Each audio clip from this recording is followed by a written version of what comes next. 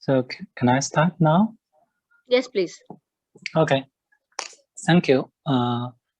Today I'm going to give a talk on social simulation and the labor market outcomes of internal migrant workers. This is a cooperative project with Professor Zimmerman. There's a long-lasting interest on examining the economic association of immigrants. Comparing to that, there's until recently, researchers have been interested in examining the social simulations, in particular, to examine how social simulation to host a society on the migrants' labor market outcomes and well-being. However, the literature on social simulation has focused mainly on international migration, which neglecting the internal labor migration. This study closed the evidence gaps on social simulation of internal labor mobility in China. So this study aims to contribute to the literature in several aspects. First, it examines the identity of internal migrants in the largest developing country. Secondly, it examines multiple dimensional measures of labor market outcomes, including working hours, likelihood of being overworked, hourly wage, and monthly earnings. Third, it provides causal evidence of how migrants' identity affecting their labor market outcomes. Lastly, it highlights the role of local networks on explaining the labor market advantage of assimilated migrants. In terms of background, I think it's important to raise it. So the Chinese internal migration, but in particular in recent 4 decades, we have witnessed a large flow of migration from its areas, from interior to the coastal areas.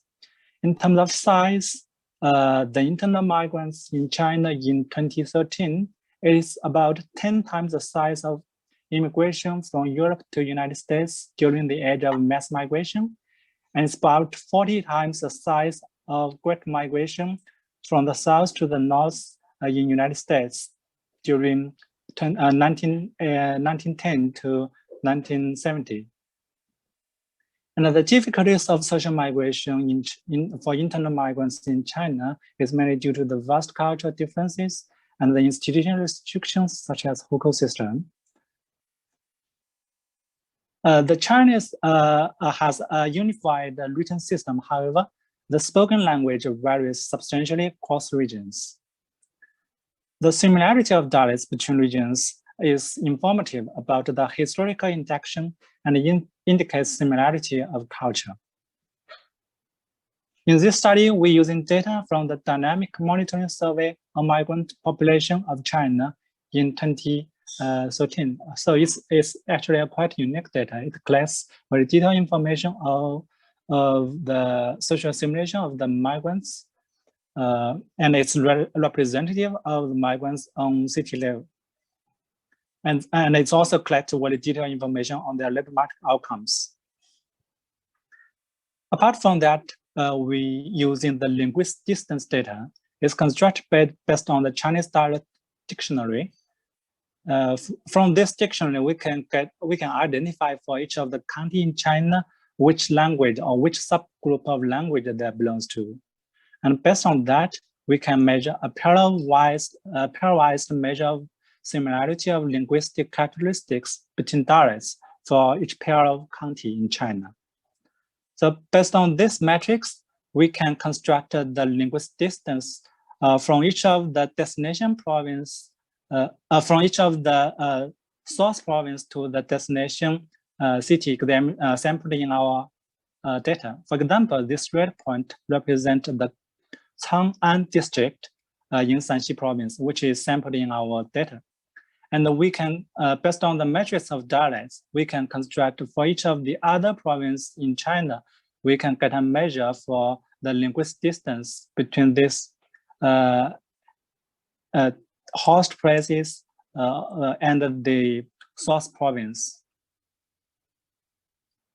So we examine our hypothesis based on this empirical specification.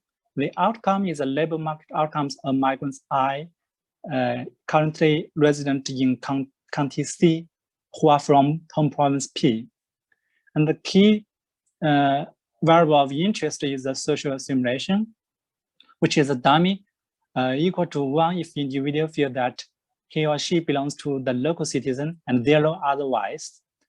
We control for individual level characteristics and several fixed effects, including the current residential county fixed effect, original province fixed effect, and in some robustness check, we also control for original region and year fixed effect, etc.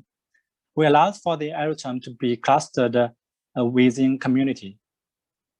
To address the potential problem of the endogeneity, we using the two-stage least square estimation by exploring exogenous variation in terms of social assimilation from the linguistic distance or linguistic prosperity from the host and home provinces. So the IV here is a linguistic distance between the host county C and the home province P. Here are the main results. In panel A, we examine the two-stage least square estimates. Column 1 reported the first-stage estimates. As shown here, the linguistic distance is negatively correlated with social assimilation or being assimilated at host provinces, host areas. And the column 2 to column 9 represent the second-stage results. As shown here, social assimilation or assimilated to host places does not have significant impact on their monthly income. However, we find it's significantly reducing the working times of the assimilated migrants, and meanwhile, it reducing the probability of being overworked. To take account of the potential bias caused by the language skills may directly affecting the labor market outcomes. In panel B, we control for the individual level language ability by whether they can speak local language or they can understand the local language. The results are robust by controlling for the individual language skills here.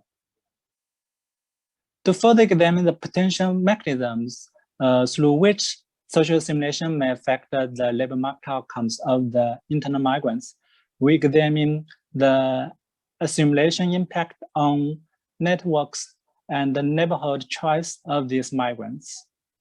As shown from column 1 to 3, we find that those assimilated migrants are less likely to interact with ethnic people and more likely to interact with local people. We find they are more likely to choose living with local citizens and less likely to choose living with local citizens. Yeah, one more moment. directly. Okay, thank you. In a further step, we examine how they get the information during their job search. We find that those assimilated migrants are more likely to get assistance or get the information from through themselves or start business on their own and get information from local peoples. At the same time, they're less likely to get find a job through families, relatives, or friends. For conclusion, in this study, we're using the linguistic distance as an instrument and find that the social assimilation increases migrants' hourly wage, reduces their average working hours, and the likelihood of being overworked. And the main mechanism is that social assimilation significantly increasing the propensity of interacting with local citizens and living in local neighborhoods, and significantly increasing the likelihood of finding jobs through the local people. That's all. Thank you. Thank you, Shu. Follow-up questions? Yeah, just a quick question, Shu, about your instrument. So this linguistic distance, I mean, one of the issues with these kind of things is that it could affect the employment opportunity as well. So the probability of getting employment or wages or whatever, the language. My assumption is, or my understanding is, that because you said the spoken language is the same, it doesn't affect directly the employment opportunities. But I was just thinking, because you mentioned this cultural difference, and that is probably obvious from the linguistic distance, is there any kind of discrimination possibly based on your dialect in the job market, in the labor market? So in essence, I'm saying it affects your assimilation, and it might affect the employment opportunities as well. Yeah, so to take account of the potential language skills or the language skills, the direct effect of language skills on labor market outcomes, we control for that. And as anecdotal evidence, actually the Putonghua is very popular in China, and from a survey of Putonghua accessibility, most of, I think the over 30% of the population, they can understand the population. In other words, they can communicate with each other easily with Putonghua. So language skills is not a direct, I think is not serious affecting our identification strategy here.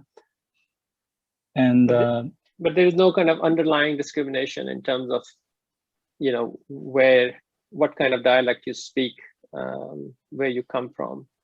There's no underlying. I'm just thinking about intuition of it, is if there is any underlying kind of discrimination in the labor market. Yes, I think some of the figure here is kind of, I didn't have time to interpret this. The point here is the Chang'an district. This is original of the Chinese culture. This is along the Yellow River. This Yellow River is about here. So this is a origin of the Chinese culture. So we can consider the Chinese language originated from this area. And then after years of transmission of the language and migration, etc., several events, there are differences across the province. As shown here, these provinces which are along this Yellow River, they have very similar language or dialects, while in contrast, as shown in the maps, those located in the southern China or in different in the North China, they have very different dialects with this county, because they transmit a lot during the history. Okay, thank you. Thank you for your question. Thank you, Shu. Next is Matlub talking about a similar topic on ethnic identity and immigrants' labor market outcomes. So when you're ready, Matlub. Yeah, if you stop sharing, Shu, then I can share my screen. Yes. Okay, share screen.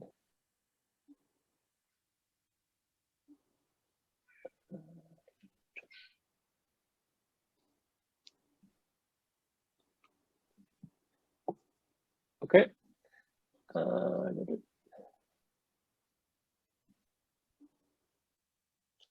Okay, so this is a joint work with Max and Ziming and Ben. Max is here to answer any of your questions, so I'm here to present. Okay, so the idea is the same as Shu just presented the paper. There's a lot of work on ethnic identity and the part ethnic identity plays in terms of the labor market outcomes. However, there are a number of papers looking at using different country data from different countries, also using different types of measures of ethnic identity. And possibly because of these things, there is no consensus in the literature. Some people kind of look at, especially employment is probably this more or less the same result, but wages and other things might differ. So the idea was that I think it's important to explore these aspects further, looking at different country data, partly also because different countries use different immigration policies. In addition to that, so what we thought about that was that it's not only the employment and the wages, but also other attributes or qualities of jobs that might be of importance to workers or people looking for a job. So similar to kind of things that obviously Shu and Zimmerman paper is looking at overwork and other aspects. We also look at the attributes or qualities, but more specifically in terms of job satisfaction. So how satisfied are people with the job? How satisfied are with their pay? In terms of job security, if they feel they have job security. And in addition, we also look at underemployment. Underemployment for us, our definition is that people would like to work more, but they are not given the chance, or they are not given more work. The other aspect of in the labor market literature in general, and especially in immigration, is the idea of labor market mismatch. So to speak, overeducation. So external literature on that topic have shown that immigrants are more overeducated than natives. And so we wanted to also look at how, if kind of assimilation, social assimilation mitigates that mismatch to a certain extent. And finally, and these, number 2, 3, and 4, to as far as we know, at least, these are the things that have not been explored in the literature before. The fourth one is to look at how economic conditions, different economic conditions affect or assimilation affects employment and other aspects in different economic conditions. And we have the data where we have before the great financial crisis data and after the great financial crisis of 2008, and we compare after the full sample to look at differentiated effect of those economic conditions. So the data we have is the household income and labor dynamics in Australia, which is HILDA. It's a longitudinal data set. There are 18 waves and 17,000 people surveyed each year. It's an unbalanced, most of you are probably familiar with this thing. People come and go out and re-enter and enter and etc. So what we do is basically we follow Constance Zimmerman paper in which they looked at 2 measures. One was the one-dimensional ethnicizer, and probably the more realistic is the 2-dimensional ethnicizer. Unfortunately, we don't have the data to build the 2-dimensional ethnicizer, but one-dimensional still gives us quite a nice and rich set of results. So we followed that kind of idea of a one-dimensional ethnicizer, but we don't have the 5 measures that they had. We have these 3 measures, and we call our index the assimilation index. And so we have basically language proficiency, quite detailed questions about language proficiency. We have whether an individual is happy to live in Australia, which is our proxy of self-identification, which is what Constance Zimmerman also used. They use self-identification, not this precise thing, but we use this as a proxy.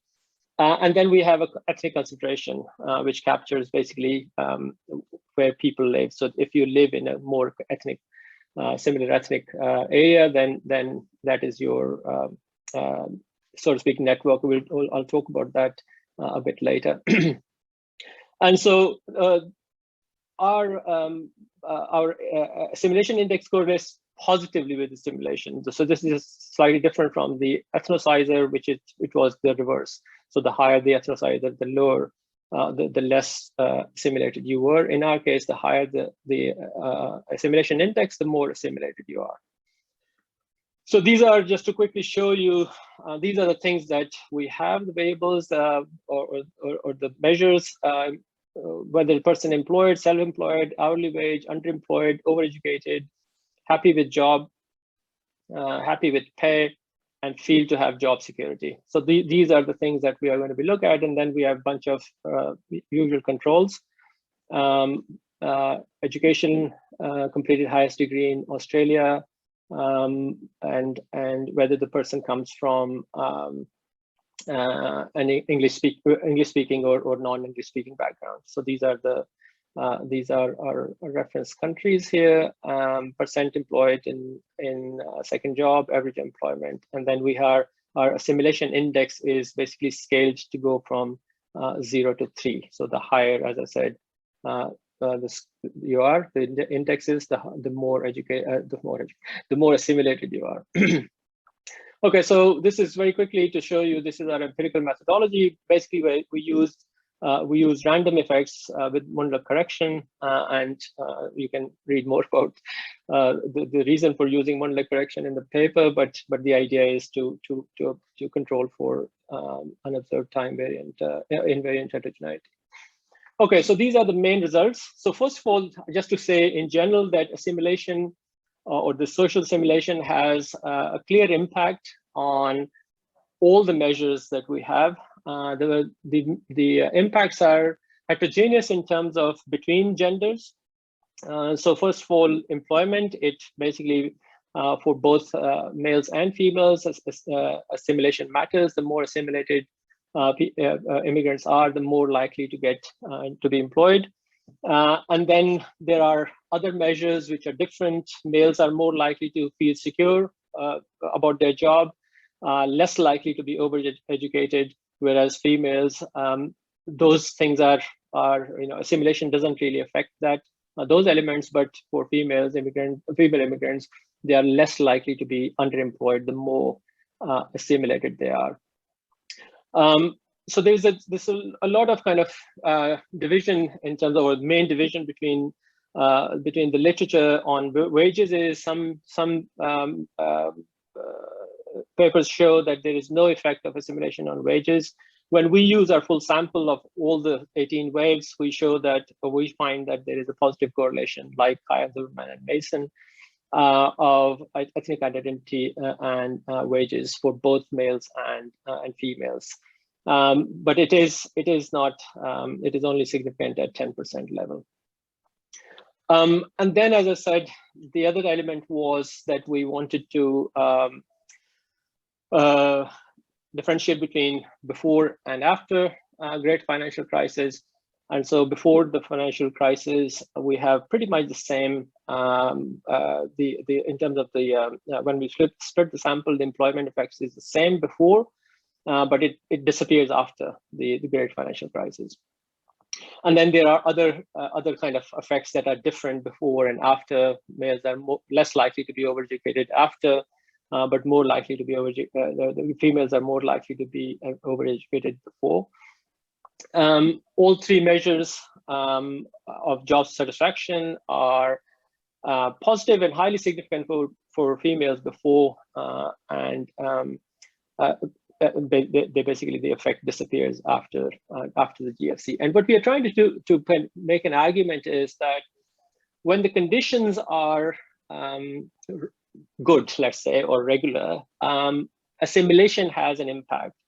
But when there is an economic downturn, there are other things that, in a way, become more important. For instance, one of the interesting results we see is that job security for males is much more important after the great financial crisis. And that is, those are the kind of things when the jobs are scarce and possibility of getting to be made redundant, etc., are higher.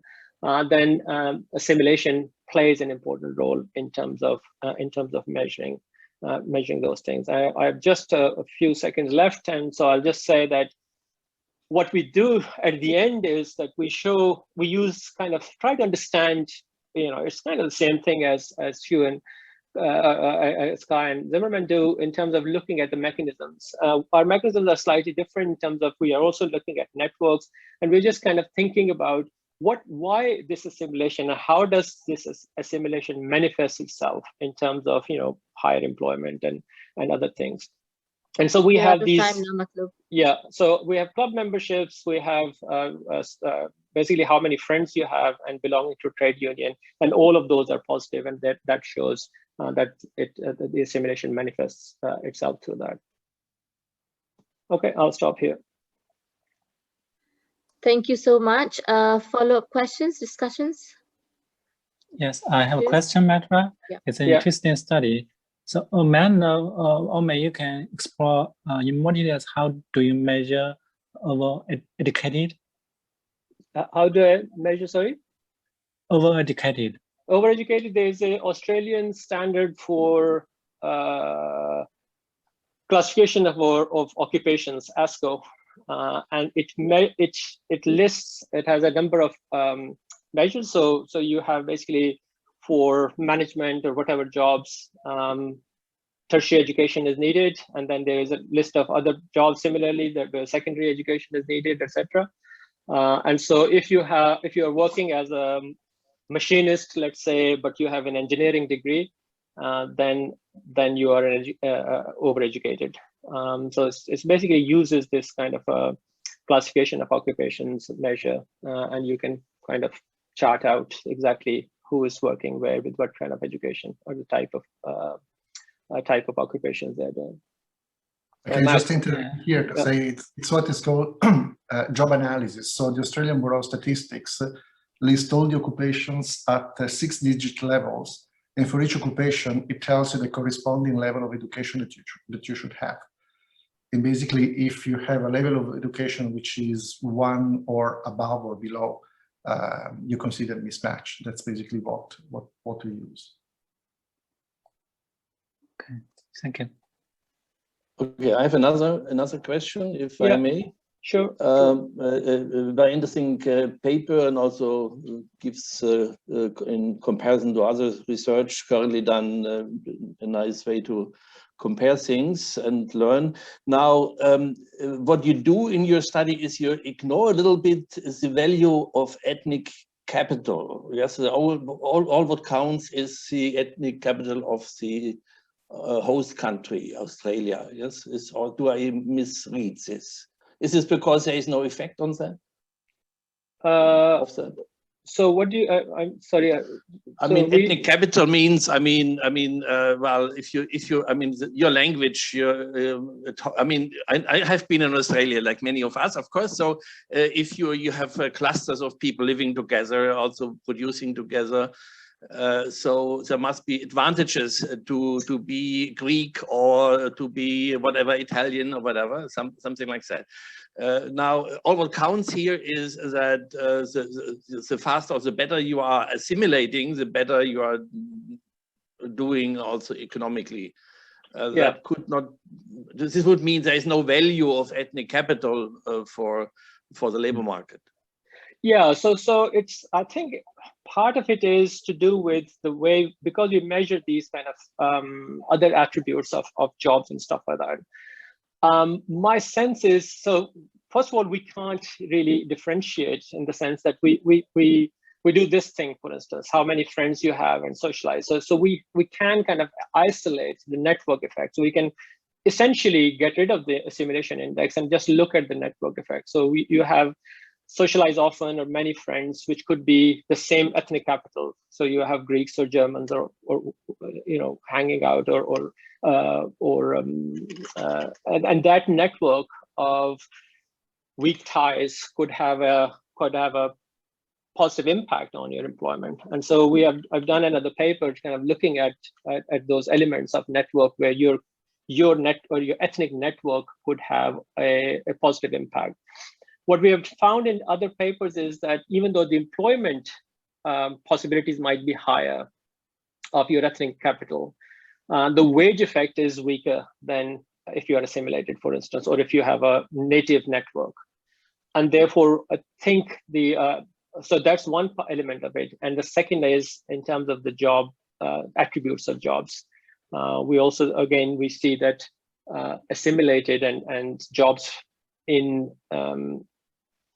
jobs that you get through more assimilation are more secure, so to speak, than the jobs that you or more satisfying than the jobs that you get from your ethnic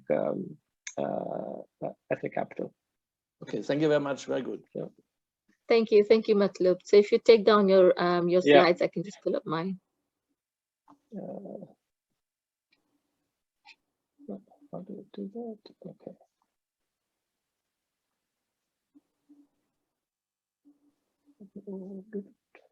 Stop sharing. Great, thank you so much.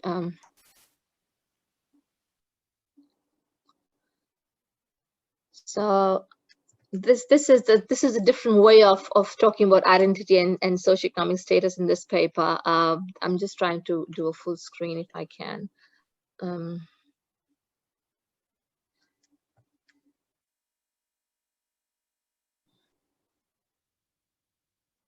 Right.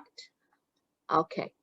So this is a joint paper that I have with colleagues in the UK and in UNSW Australia, and the topic of this paper is socioeconomic gradient and health, and how does that fit in with today's session is we think about health as your identity, and see what happens. So the background, framework, quick data and results, followed up with some conclusions. Because of the time limitations, I don't have the details of the framework and the methodology, but yes, if there's any question, please do reach out to me after the presentation. So what's the background here? The background is that we have heard a lot about the relationship between socioeconomic status and health. COVID has given us a very, very harsh exposition to that as well. But what the problem with the measures that we have in the literature is that most of the measures measuring health and the measures measuring socioeconomic status are done in a way which can be associated with being subjective, right? So it's kind of self-reported. That's the one of the biggest thing. So when talking about health, usually surveys go out and ask, what do you feel about your health, and what do you think you kind of had any issues, and those kind of things. All of them are coarse and noisy because of being self-reported.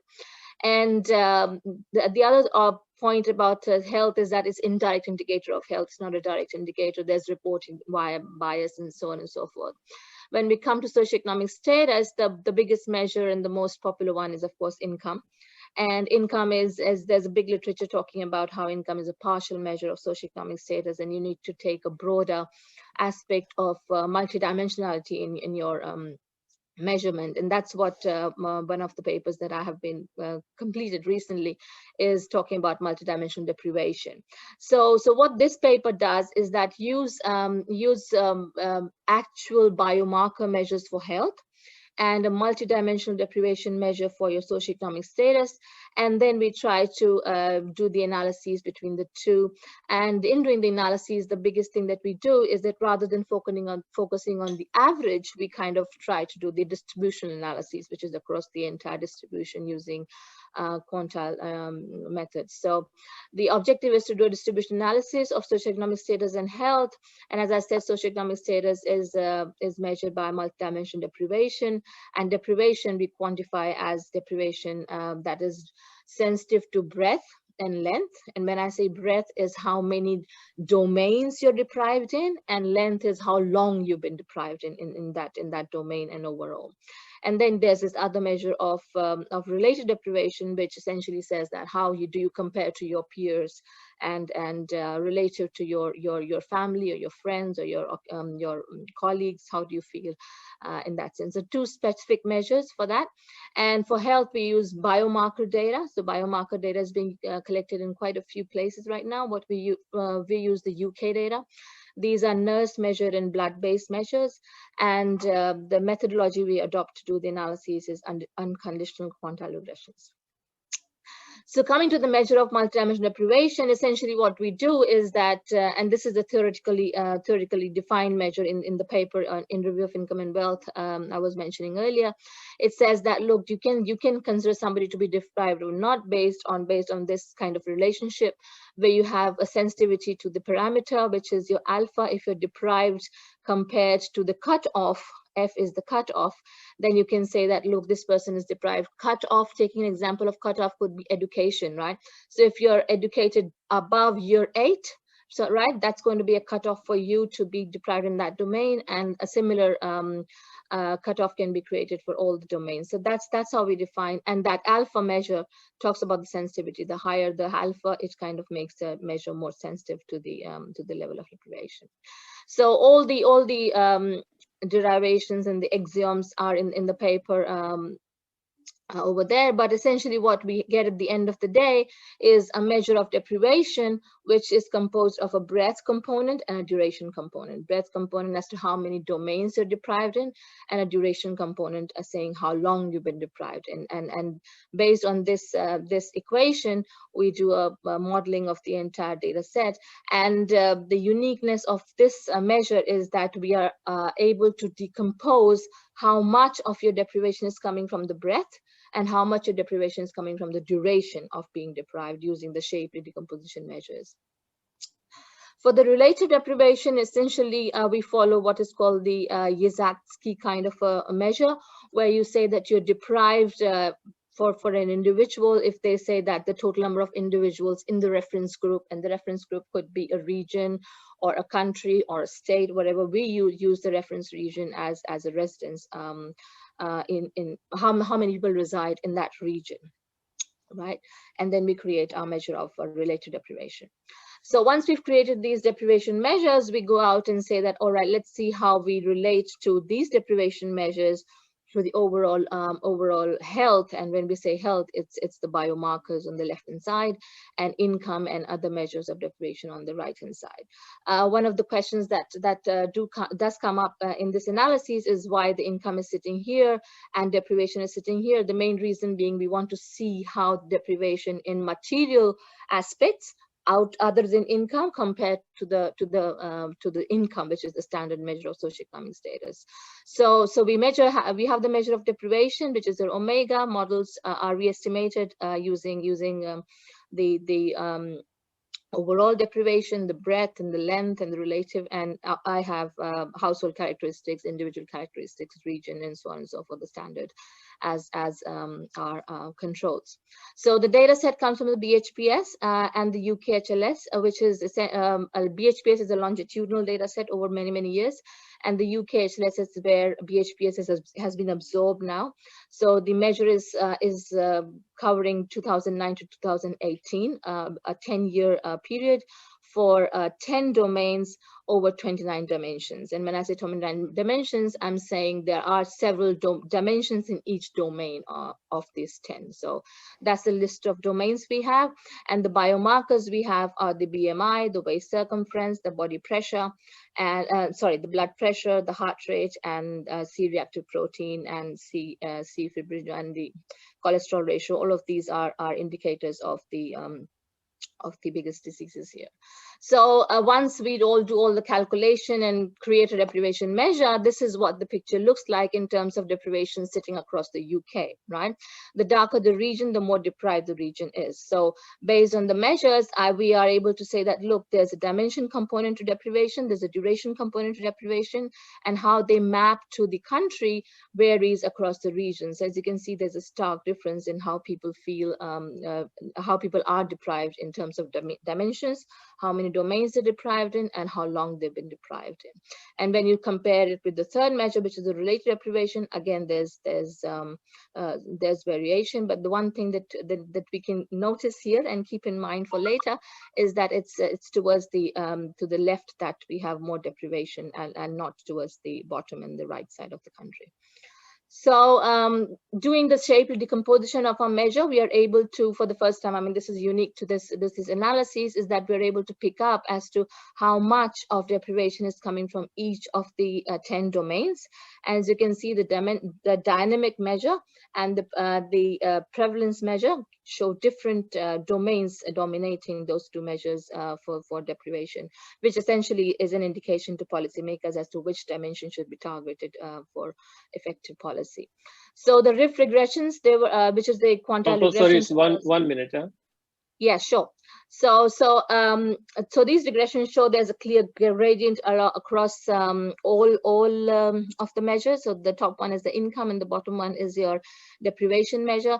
Of course, the deprivation measure shows that there is a gradient above income. So the first message over here is that income is not the best measure for your socioeconomic status. You need to go multidimensional there. And a similar picture can be seen for blood-based biomarkers as well. So it's not only the nurse measured, it's also the blood-based measured biomarkers which show that effect. And again, there is a separate gradient when you take the dimension and the duration components. So that's also important that you account for the two aspects of deprivation separately. And again, for the blood-based biomarkers, coming to the income and relative deprivation gradient, again, we are able to pick up a stark difference between how income measures deprivation and how relative deprivation measures your relationship between health and deprivation. And the basic results that we get at the end of all this is that for most of the biomarkers, there is a systematic deprivation gradient over and above the role of income. The deprivation gradient is greater in magnitude towards the right. Higher quantiles of the biomarker distribution, higher quantiles of the biomarker distribution are usually associated with your poor health, right? So then that means people in poor health are also showing greater gradients. Some biomarkers, there's a steeper increase in the deprivation gradient versus income gradient towards the right tails. Duration versus depth of deprivation is more relevant in shaping the observed deprivation gradient. And we find limited evidence that relative deprivation plays a role in our health measures compared to the different measures of deprivations we had in here. So contrary to the existing literature, a static analysis, which kind of essentially says one cross-section will not be effective. You need a more dynamic analysis to understand how deprivation is sitting across the spatial countries. And deprivation for long duration of time has a stronger relationship with health biomarkers than deprivation across multiple domains.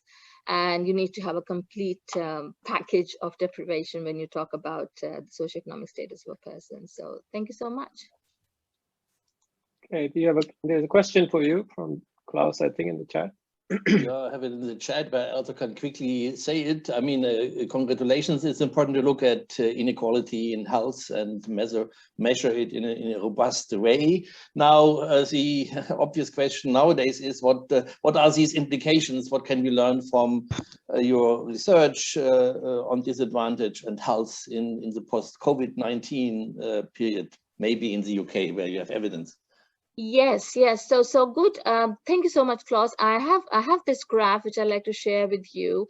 For that, these are the two pictures I had in the presentation, right? The left side, which shows the dimension deprivation, the dynamic deprivation, and the two pictures on the right is last year, 2020, the confirmed COVID cases and the deaths with COVID. And as you can see, there is similarity between the left side of the graph over here for the country, and some concentration around the left. So there is a clear, and mind you, these graphs that I have created are from the data from 2009 to 2018, which kind of says there's a long historical perspective to deprivation. And this is just the incidence of the disease. So essentially, had those deprivation been handled policy-wise in the past, perhaps there could have been a lesser impact in these regions. Whereas in this tail over here and around London, you don't see that much of a blue. So there is a clear correspondence between deprivation and health, and lots been said about this in the literature right now.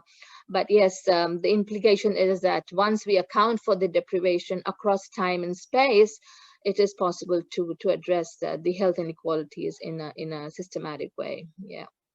Okay, thank you.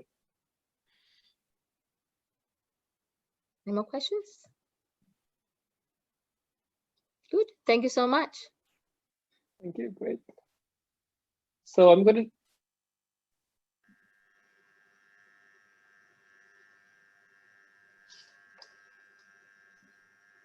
Okay, we're on. Who is the chair for the next? Yes, welcome everybody to this session, which is on the migration challenge, which is a bit different from the other sessions we are as GLO presenting. It is on a review of literature on important areas in migration economics, and I welcome everybody to the this venture. Now, let me start with a quick slideshow on the background.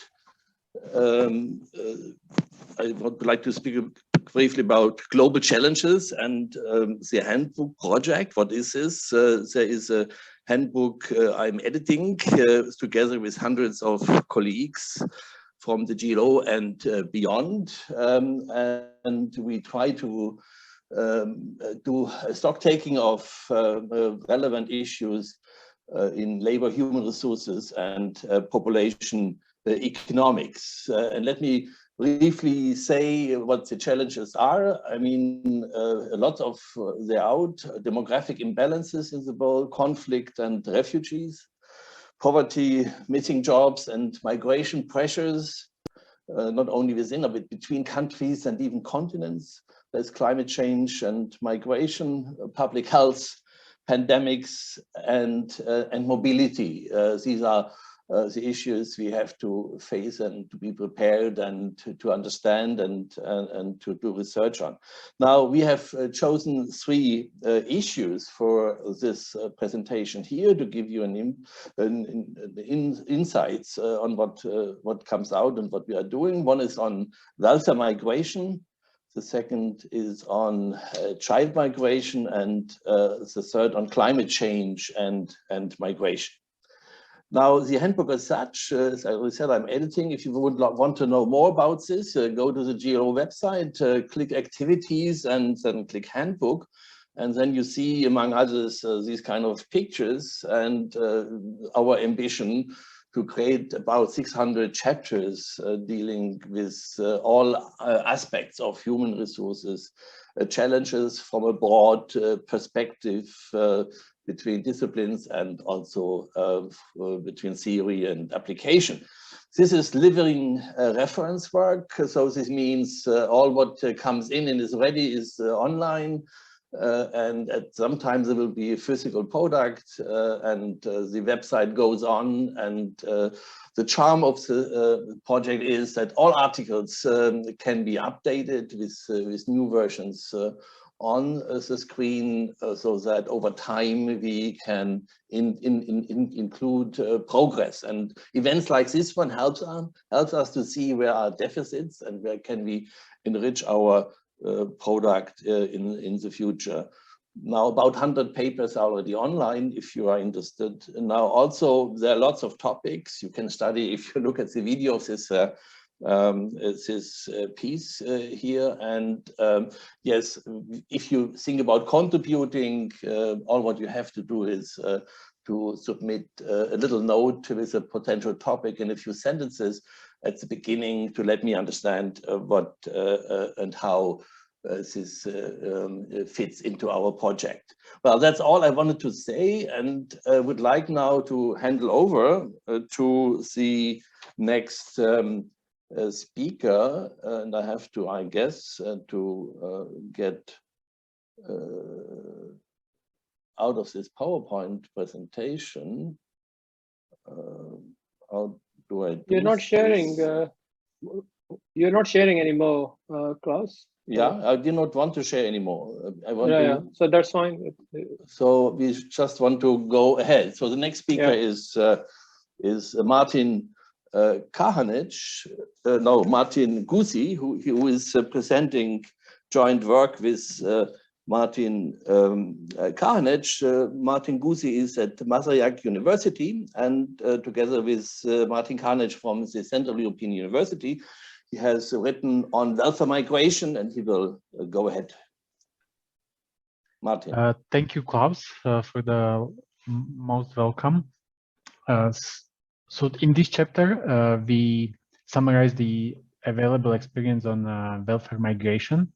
So welfare migration is referred as the welfare shopping or welfare tourism, so the abuse of the welfare system. The welfare magnet hypothesis predicts that the more generous welfare states acts as a pull factor to migration.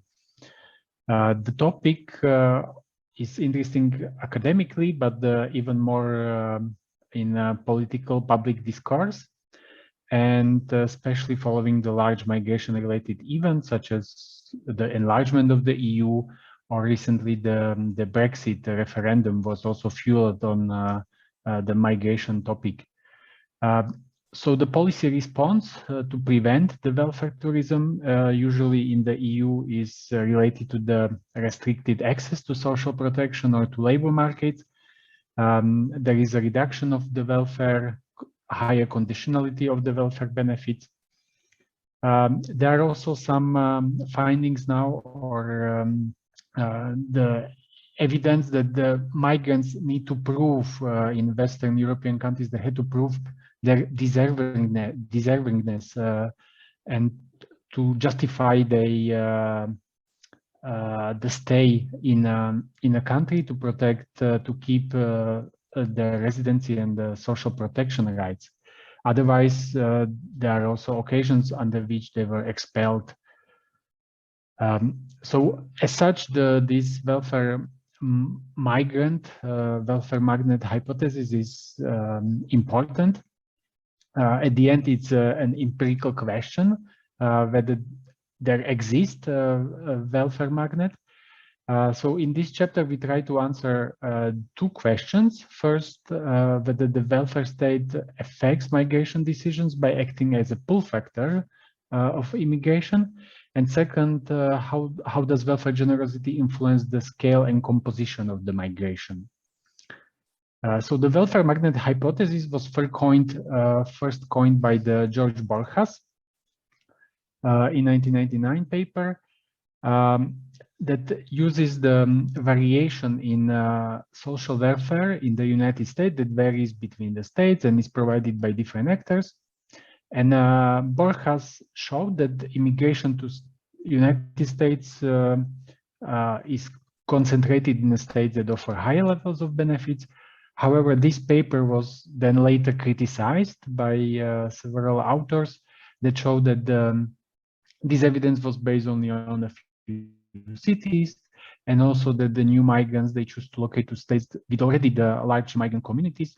So the decision to come there was done by the previous cohorts.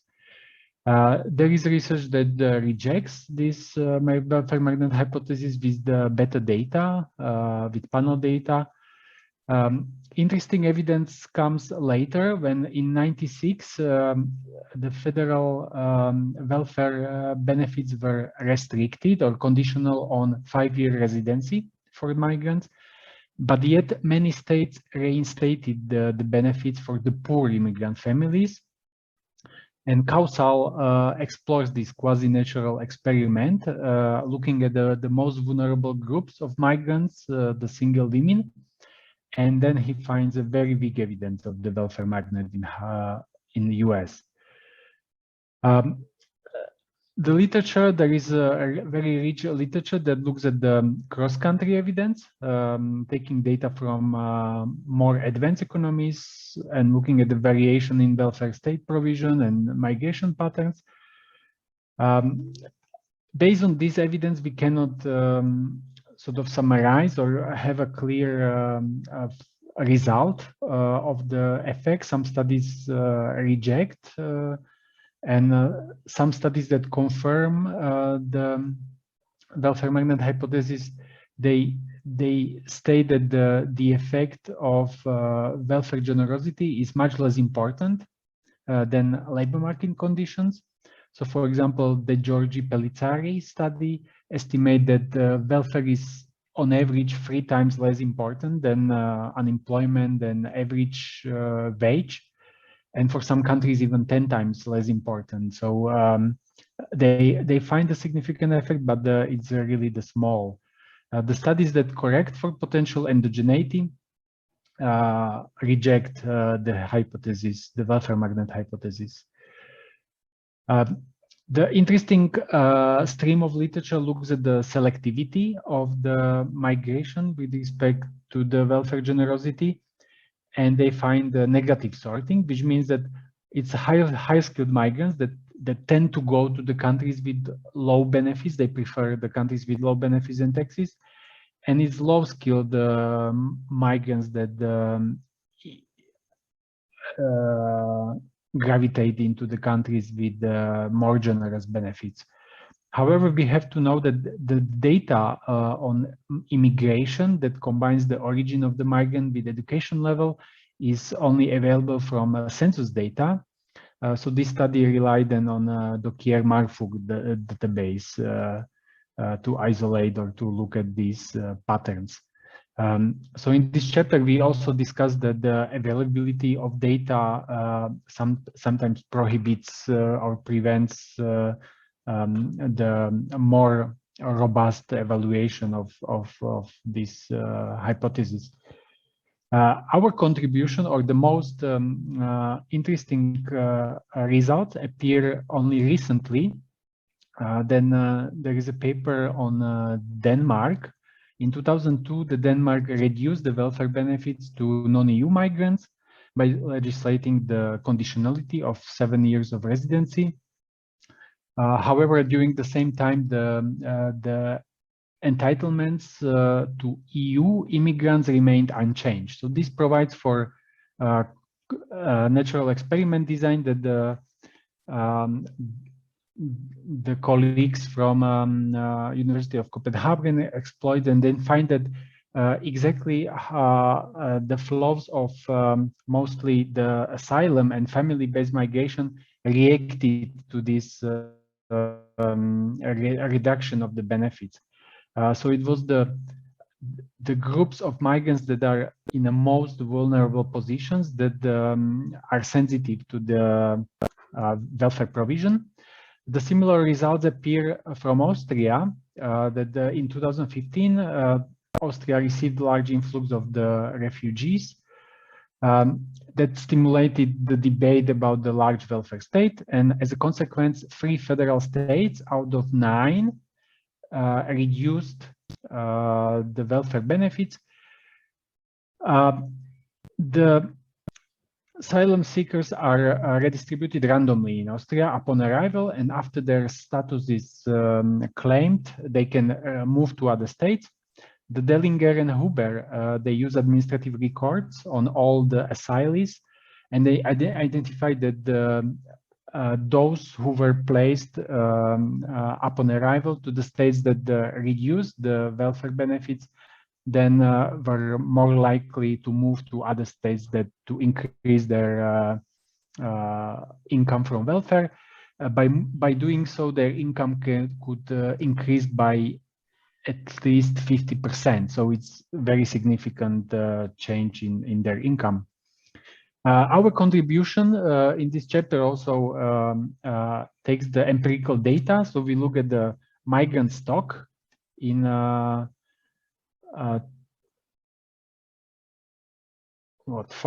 than 40 countries over 25 years of data, and we take what is the innovative element compared to the available studies is that we look at the access to the social assistance programs. So we take the so-called ESP index, which is the immigrant exclusion from social program index. We revert the index. So the higher numbers indicate that the migrants are have easier access to social assistance, that is non-conditional benefit in a given country. By looking at this scatter plot, you see that in many countries over time, the access to social assistance becomes more restrictive. So when we plot the scatter plot, summarizing the period from 1993 to 2018, we see that most countries are on the left side from the 0, meaning that they reduced the accessibility of immigrants to social assistance programs. But at the same time, they are all above 0 on a y-axis, meaning that there is a positive change. So the higher immigration in all of these countries measured by immigrant stock.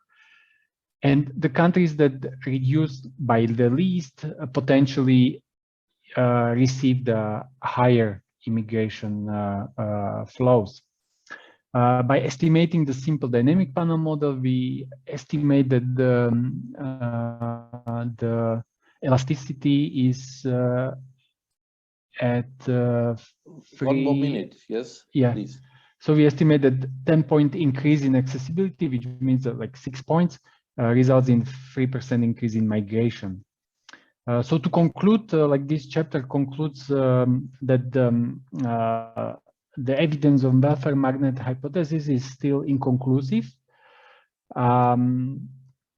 The statistically significant effects are small in the size. However, there is the welfare-induced selectivity of migration. So it's mostly the low-skilled migrants that are attracted to the countries with the more generous benefits. The recent studies isolate or find the effect for the most vulnerable groups, such as asylees and refugees. And our experiment with the data confirms that it's accessibility of social assistance that seems important or is associated with larger immigrant flows. We consider the welfare system an important element that empowers the migrants economically and socially, and thus can generate the benefits of immigration to host countries. So it's not this welfare should not be seen as only from one side. That's all from me. Thank you very much, Martin. We have a little bit different model now in this session here. We would like to have the discussion at the end because it's more difficult because you're not presenting research papers. So there's already a question for you in the chat, but we first move over to child migration, which is maybe somehow related to what we to welfare migration too. Eskil Wadensieu, Stockholm University, is presenting. Eskil, please go ahead. Thank you. I will give a short presentation of the chapter we have written. I have written together with Aishan Selkak-Soy, also at Stockholm University. It's about child migration and unaccompanied minors, and it has been a long history of that form of migration for Sweden and for other countries. We had 70,000 children coming from Finland during World War II. Unaccompanied. Most of them went back after, but has been a long history, as I mentioned, and also a long history of interest of researchers following those children and following other children. So we are continuing the Swedish history of child migration, but also looking at other countries. So when we are presenting different countries, we are presenting also Germany, United Kingdom, but also some other European countries, especially Norway. I will come back to that, but Turkey and United States also. And the situation is a bit different when you are comparing the different countries, but some general things are that more boys than girls are coming, and also that they are usually teenagers. They are 15, 16, 17 years old. Especially boys are older. If you go to the youngest one, less than 10 years, there are about the same number of girls and boys.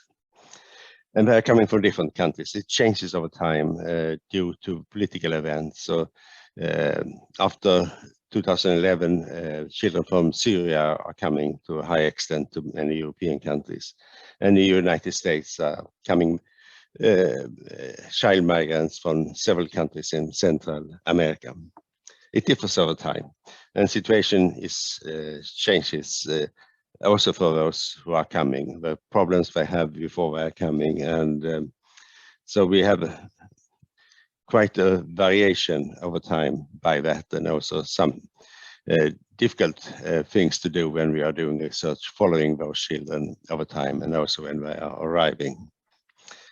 And it changes very fast. So, for example, we go back to 2015, 35,000 unaccompanied minors made applications, and last year 500 made it. So it changes a lot over time due to political events, and of course due to the pandemic also, that very few were able to arrive to Europe. And there's several things to study. First is what's happening. Are they accepted or not accepted? And many are not accepted due to age. They are applying as children, but they are older than 18. And also that they are coming from countries not accepted. And so it's tested. They are saying they're coming from our country, but maybe they're coming from another country. And also different parts of the country.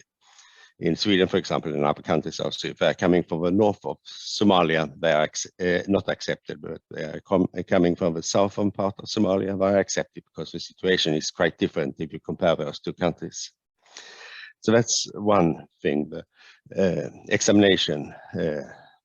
Then the second area of research is education. They are usually having another language than the language in the country they are arriving. It's so in Sweden, but it's also in Germany and most other countries.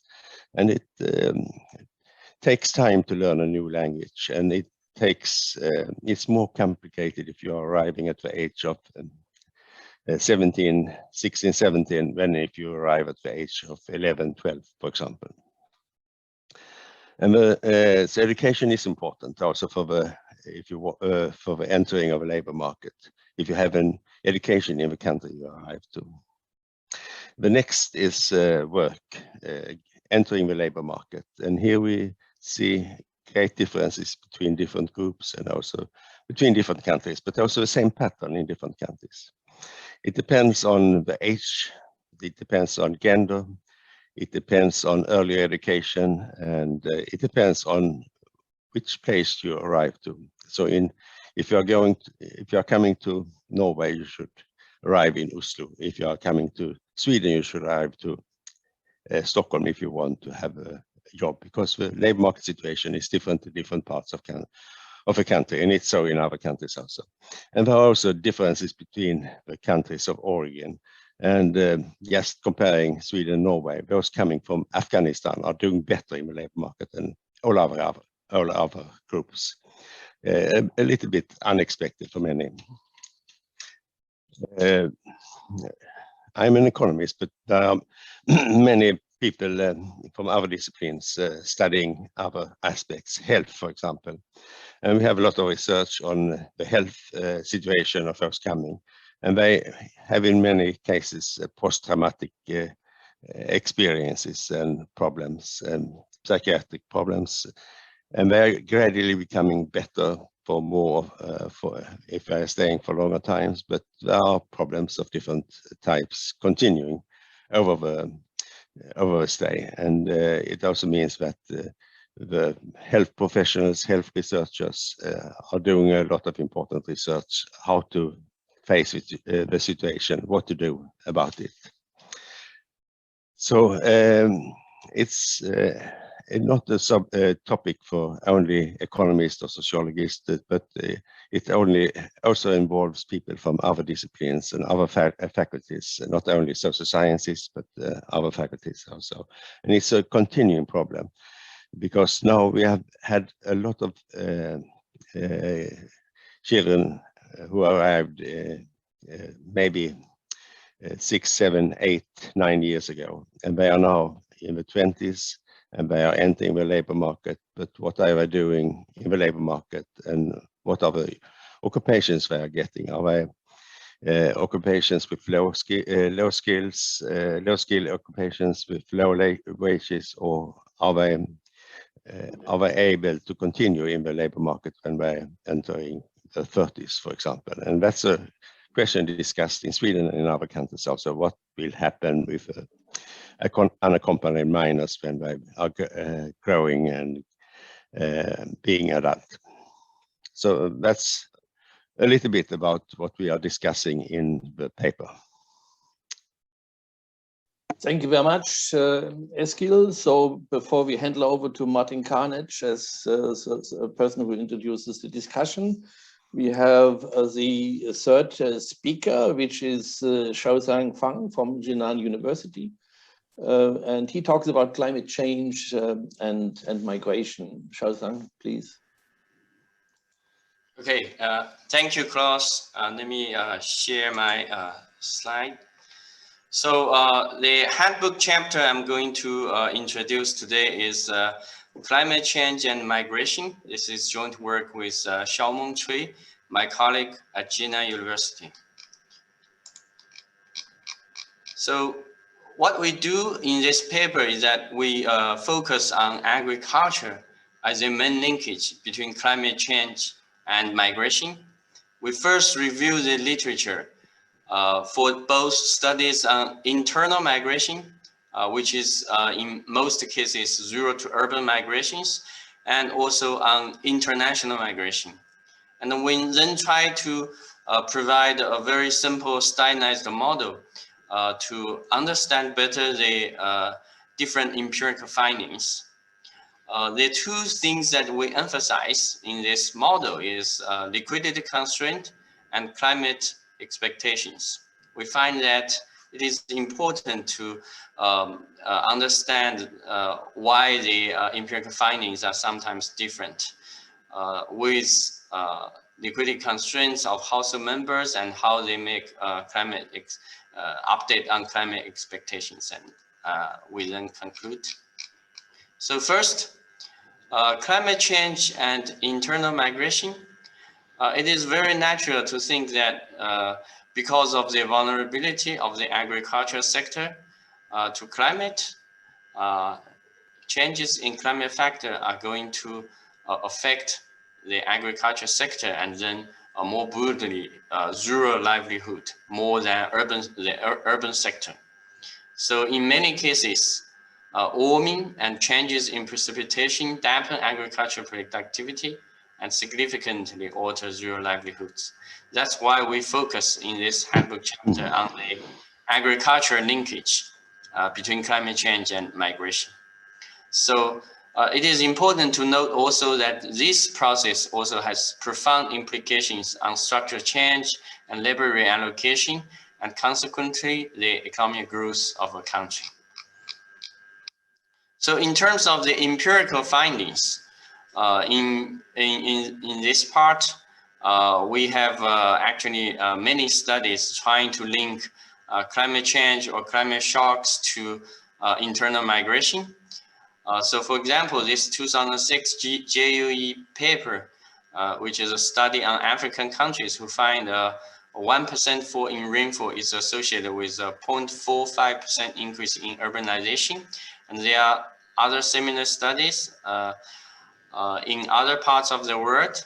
So for example, the Mineo 2018 paper is on China, and which use household survey data. And they also find that the reduction in rainfall would decrease farm labor and increase migration. So there are many other studies.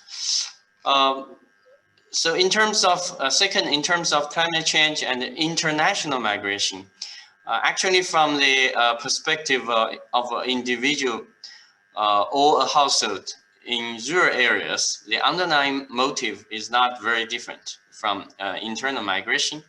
But international migration can be much more complicated because it is more costly. It involves longer distances with higher transportation costs, and more importantly, there are legal barriers and maybe cultural differences. In terms of the linkages, Marchiori 2012 Jim paper discusses two channels. Number one, climate first affects agriculture productivity, which induces migration to domestic urban manufacturing sectors. So this is internal migration. But when there are enough migrants in urban areas, the urban wages would decrease, and then consequently spurs international migration. Of course, a second channel is a more direct channel because weather shocks can induce international migration through reducing the level of amenities. In this case, it directly pushes urban residents abroad.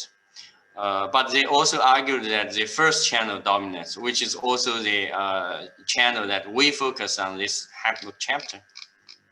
So in terms of empirical work on international migration, there are two types of studies. One cross-border migration studies, for example, from Mexico to US. And another types of studies use country-level bilateral migration data. So the two papers, 2006 GIM and 2006 JDE, they use panels on country-level migration data and find that temperature increase out-migration, but only for agriculture-dependent countries or only for very poor countries. So of course, there are many other empirical findings which report different findings. In many cases, there is no effect, and in some cases, it even decreases out-migration. Okay.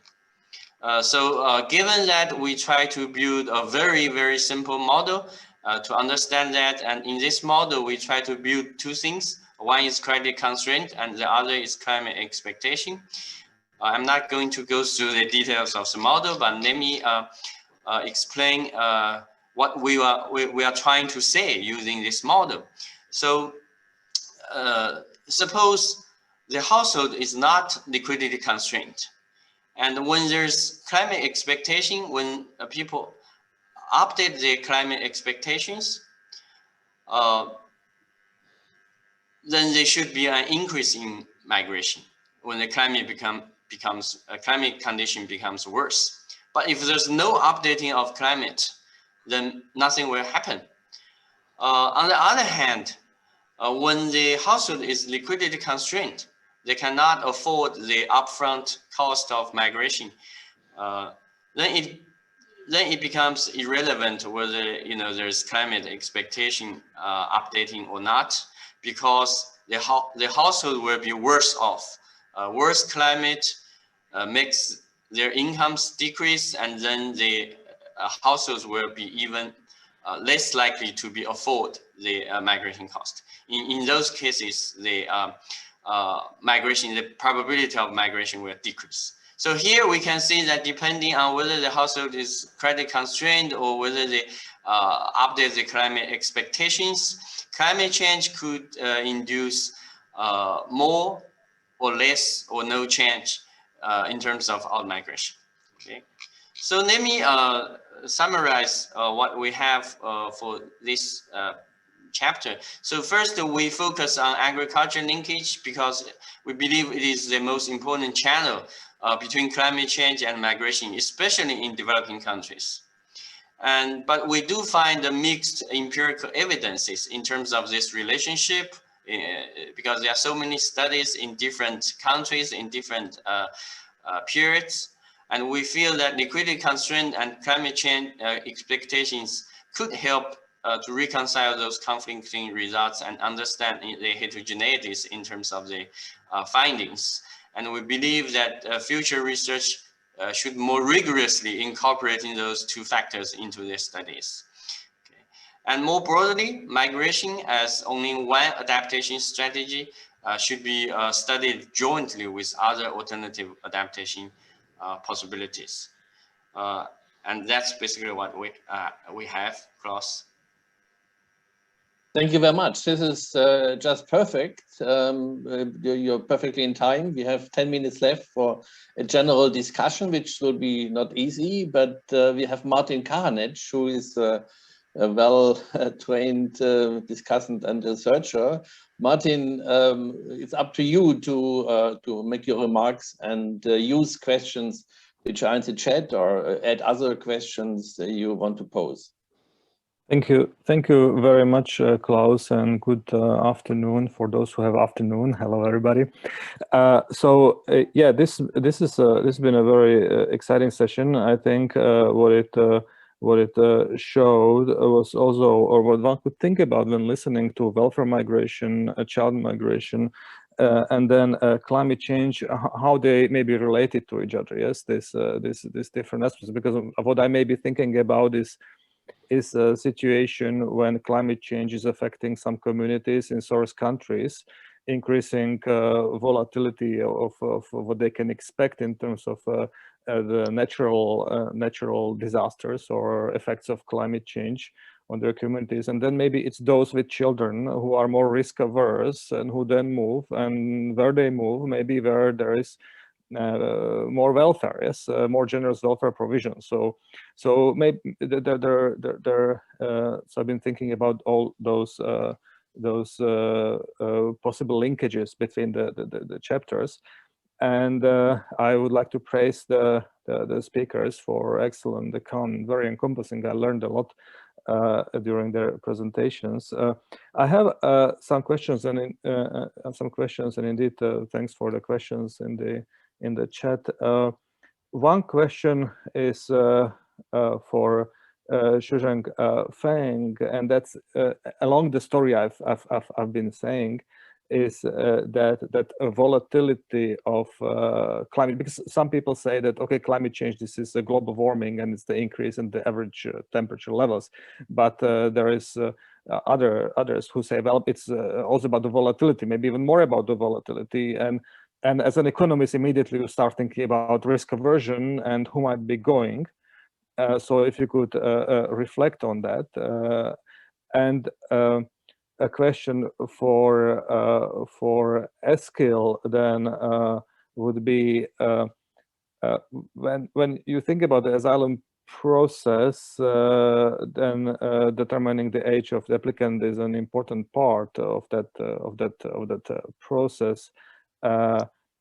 Especially for those applying as unaccompanied minors, and we know that sometimes it's difficult to find out because they lack documentation. So, and what are the main problems there? How do you see that part? And Martin Guzzi, that again relates. There is generally the evidence that you summarize is that the effects are maybe sometimes statistically significant, but not economically very large, of welfare on migration decisions. But more recently, there is evidence that for refugees, there may be some more significant effects of welfare on migration. And my question is, why might that be? And could this be because of the regulation of their access to employment or their access to services, welfare in the receiving countries? If you could please reflect on these questions. Great, thank you very much, Martin. This means we have exactly 2 minutes for everybody to respond in reverse order. So let me start with Xiaosang. Okay, thanks Martin and Klaus for the question. Yes, I think it is important to think of climate volatility and how it relates to people's risk aversion. We talked a little bit about this in this handbook chapter. I think essentially when climate or weather becomes more volatile, then more risk-averse people should be more likely to respond, either by out-migration or other means.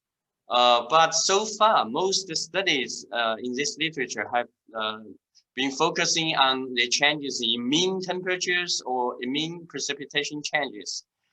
So there have not been a lot of studies on how climate volatility affect people's out-migration.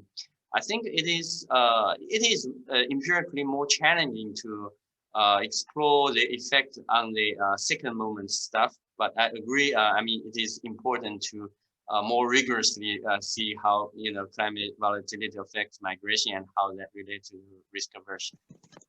Okay, thank you very much, Eskil. I think it's an important discussion about the age of migrants. The rules are different if you are 18 years old or instead of 70 years old, or there may even be other age differences if you are below 15 and so on.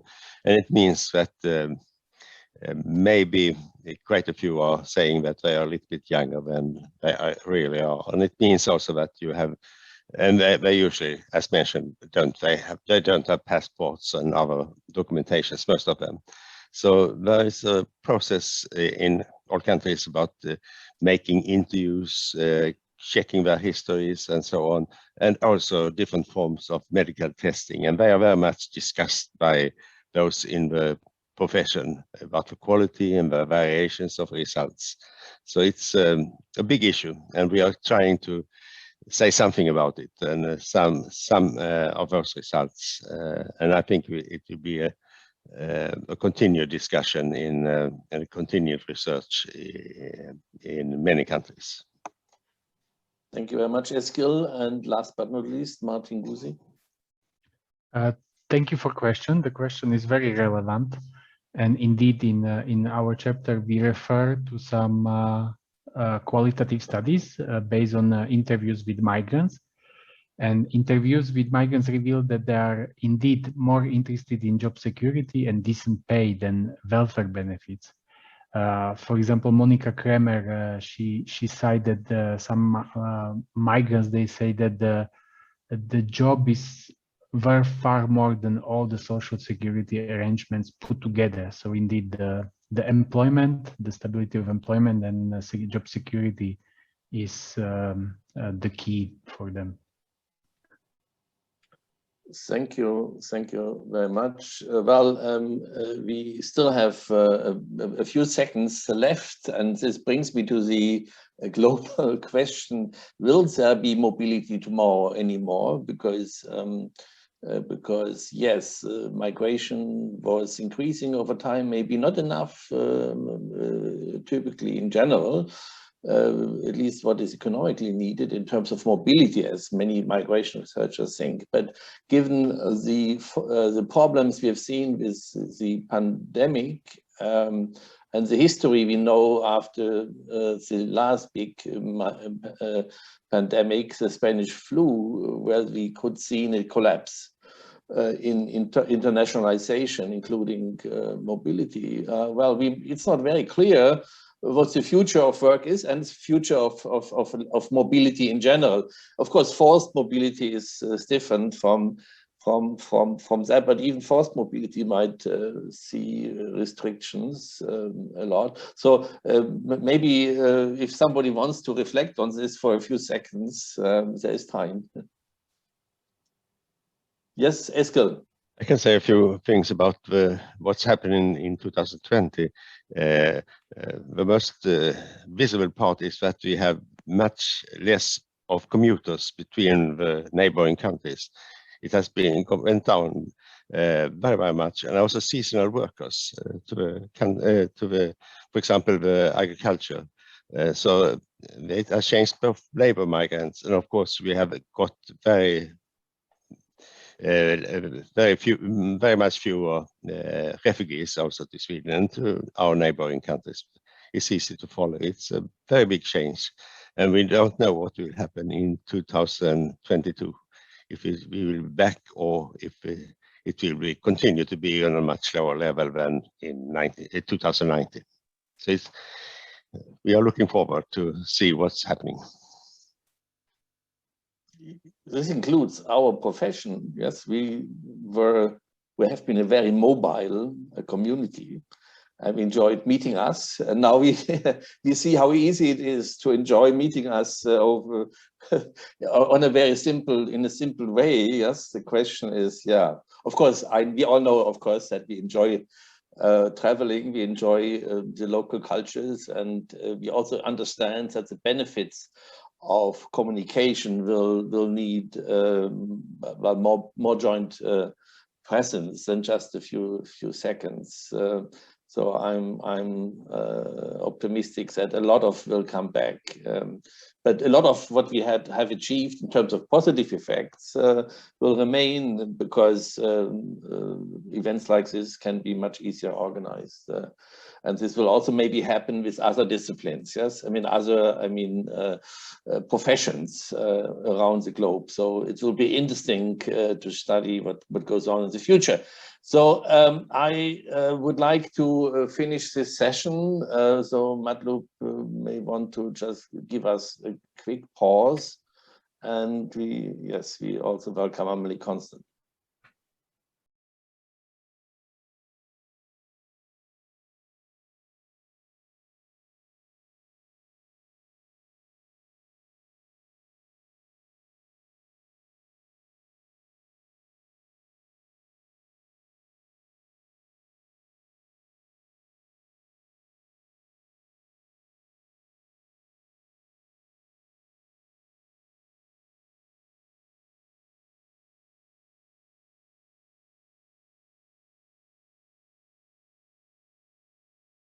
afternoon, wherever you are in the world. This is a session on wage gaps. This is a session that has been accepted for presentation at the International Economic Association in Bali, Indonesia, but it's been done virtually this year. And we are grateful and thankful to Klaus Zimmermann, GLO, and Matlub Piracha to help us record this session. Without any further ado, I will start with the first paper. Each presenter has 10 minutes, and we have 5 minutes discussion for each paper. The first paper is co-authored by Eva and Didier. Eva will present. The title is The Native Immigrant Wage Gap, a Meta-Analysis. Eva, you have 10 minutes. Go ahead. Thank you. I will share the screen. Can you see it? Yes. Okay. Is it full screen? No. Now it should be, yes.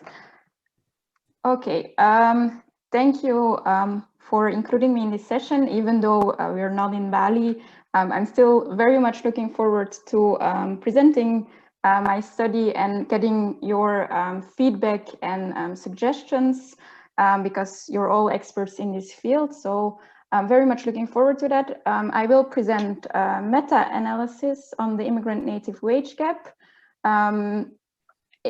You will see, it is very much work in progress. So therefore, please do not hesitate to give any comments, feedback, and of course, any questions as well at the end. So the motivation for this paper, the recent decades have seen a huge increase in research on labor market discrimination. And this has led to some conclusions or some findings where there is consensus on, for example, hiring discrimination. Most people agree that hiring discrimination exists.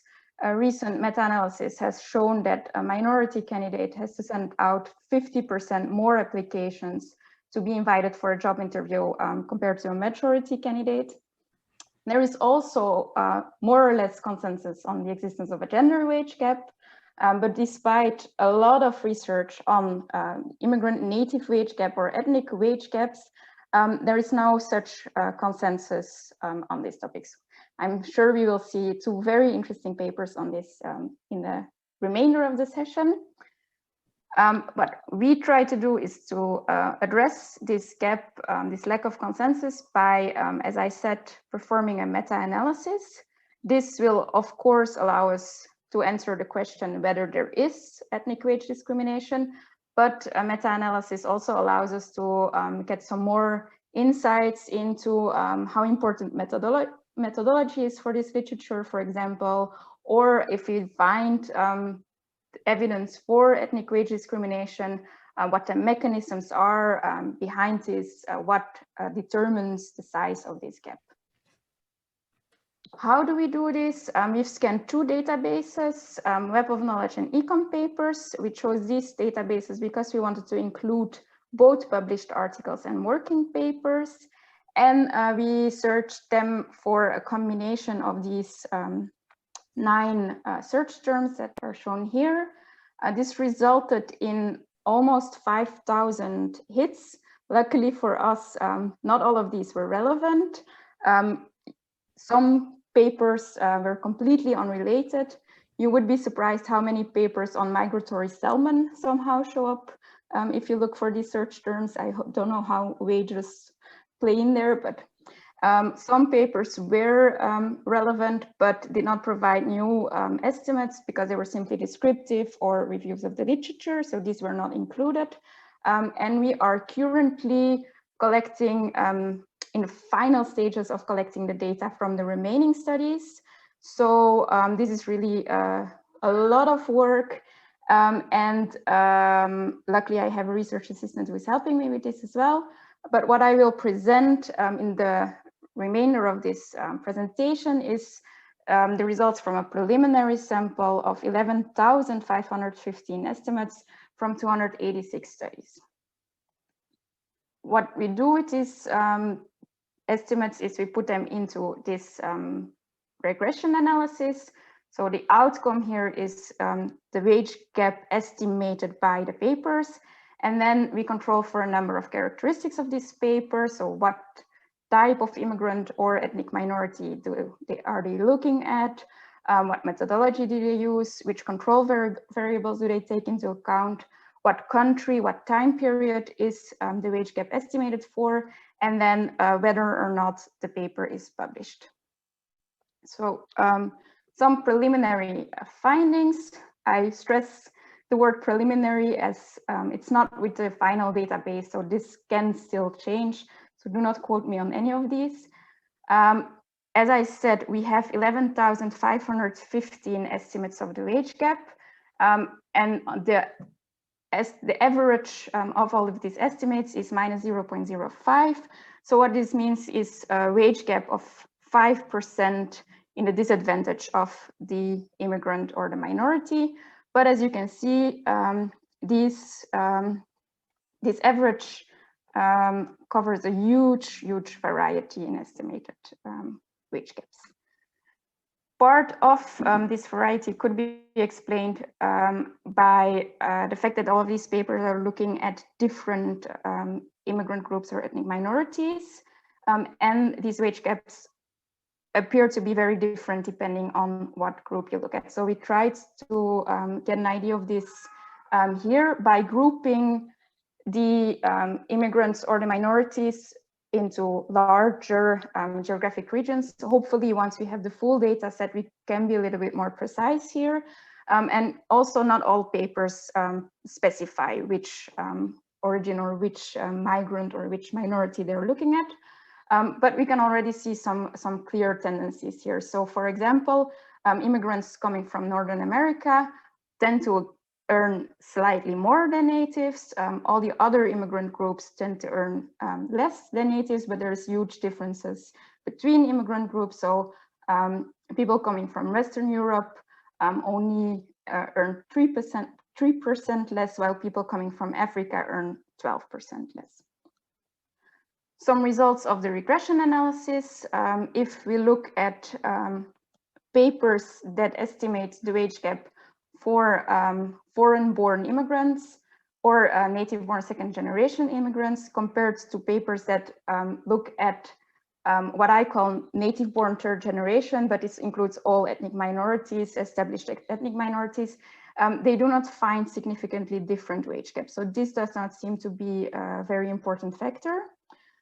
If we look at papers that only estimate the wage gap for males as opposed to papers that only estimate the wage gap for women, we find that papers who estimate the wage gap for men find a larger wage gap, so a more negative wage gap. It might look or might sound counterintuitive, but it's actually a result that is found quite often in this literature. And then again, we find some effect of the origins of these migrants very much in line with the figure that I've shown. Some methodological elements. It does not seem to matter whether papers use a decomposition analysis or a simple wage regression. We also do not find an effect of whether a paper takes selection into account, so whether they control for selectivity. So we do not find evidence for selectivity bias here. There seems to be some effect of which control variables papers take into account. So papers that control for language skills and occupation tend to find a lower wage gap, a less negative wage gap than papers that do not control for this. There is some effect of the type of a wage or how the wage is measured. Papers that take a bi-weekly wage or an annual earnings tend to find a slightly larger wage gap. We do not find an effect of region. This is not the origin of the migrants, but this is the region of the wage data, so where the wage is estimated.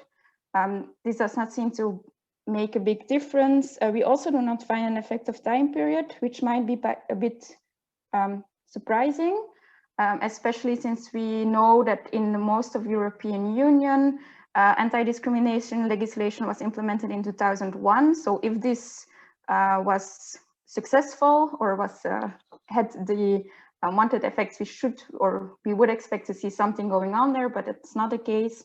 And we also do not find any evidence of a publication bias. So there's no significant effect of whether a paper is published or not.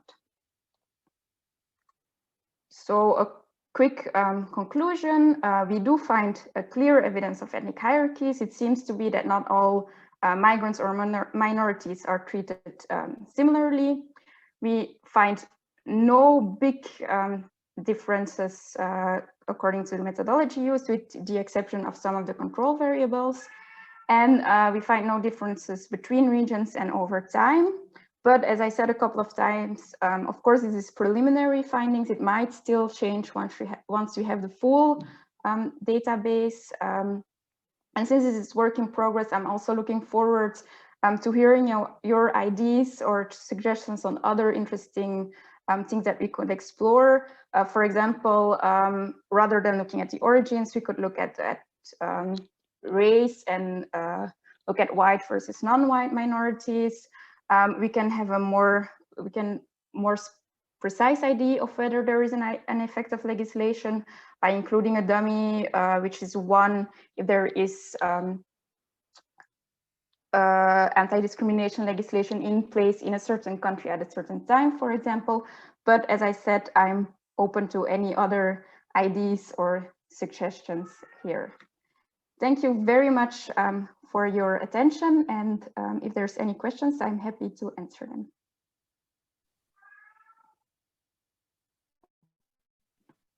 You're on mute, Amelie. You have to unmute yourself. Thank you very much, Myself, Eva. I apologize. Thank you, Eva, and thank you for the interesting paper and for being right on time. And I already see a question in the chat by... It's Hans. It's Hans. Hans should ask a question, sorry. Yes, so first I have a question about the data. So is it so that there are so many studies, can you compare the studies? Are they comparable? Because I guess there are huge variation in the data quality. And I was also wondering, are you able to distinguish between refugee immigrants and labor immigrants and educational student immigrants? Yes, so the quality should be somewhat captured by the publication dummy. Of course, it's not perfect, but we should assume that if a paper passed the peer-reviewed process, it should be of good enough quality. Of course, we could be a little bit more precise here by also looking at impact factors of journal, for example. We do quote also the sample size of the data that they use. And then, of course, we have all of the methodological characteristics. I summarized it here a lot, and I only shown the effect of using a decomposition versus weight regression, but we code also what type of decomposition papers use, what type of weight regression they use. So these are all things that we can take into account in more detail if we have the final data set. Regarding the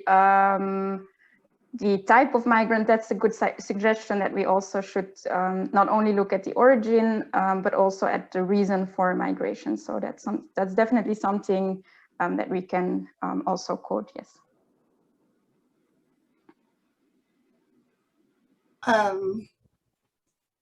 Yes, thank you, Eva.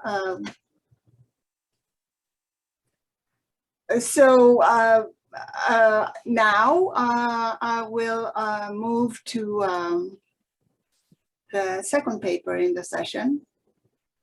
And this is a co-authored paper by Hans Hit, Klaus, and will be presented by Hans. The title is Occupational Sorting and Wage Gaps of Refugees.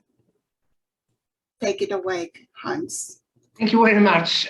This is challenging because this is a 4-year project, and I really will try to limit it to presenting in 10 minutes. First, I will see if that is, do you see it? Yeah, you can see it. So I'm starting with the summary to see how many things I will be able to explain. But comparing to Eva, you show that there is a wage gap in average of 5%. Looking at the refugee wage gap, it's broader, wider. And the overall wage gap in the Swedish labor market was 23% between matched full-time native and refugee workers over the period that we are considering, 2003 to 2013. But accounting for observed and unobserved heterogeneity between the two groups, the difference shrinks to only a tenth of this size.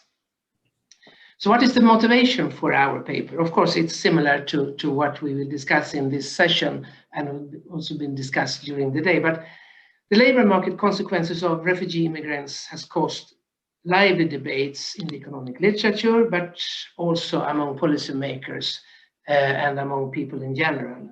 And of course, for the receiving countries, a crucial concern is the ability of these migrants to integrate well in the new society and become productive member of the workforce.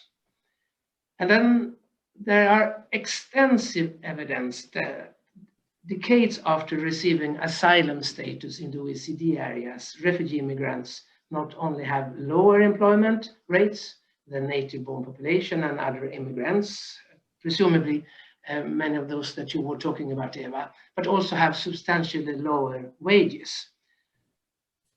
There was reviewing the literature on labor market integration of refugee migrants in high-income countries.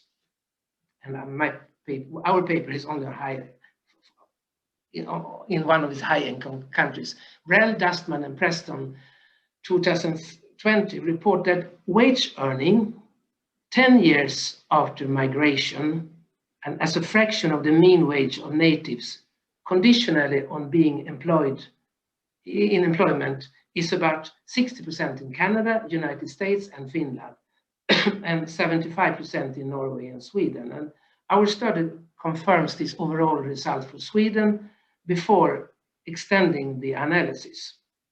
So what we are doing, we are using a data that belongs to the good Scandinavian quality of data on individuals. So it's provided by Statistics Sweden, and it contains extensive information on all individuals living in the country and born between 1954 and 1980.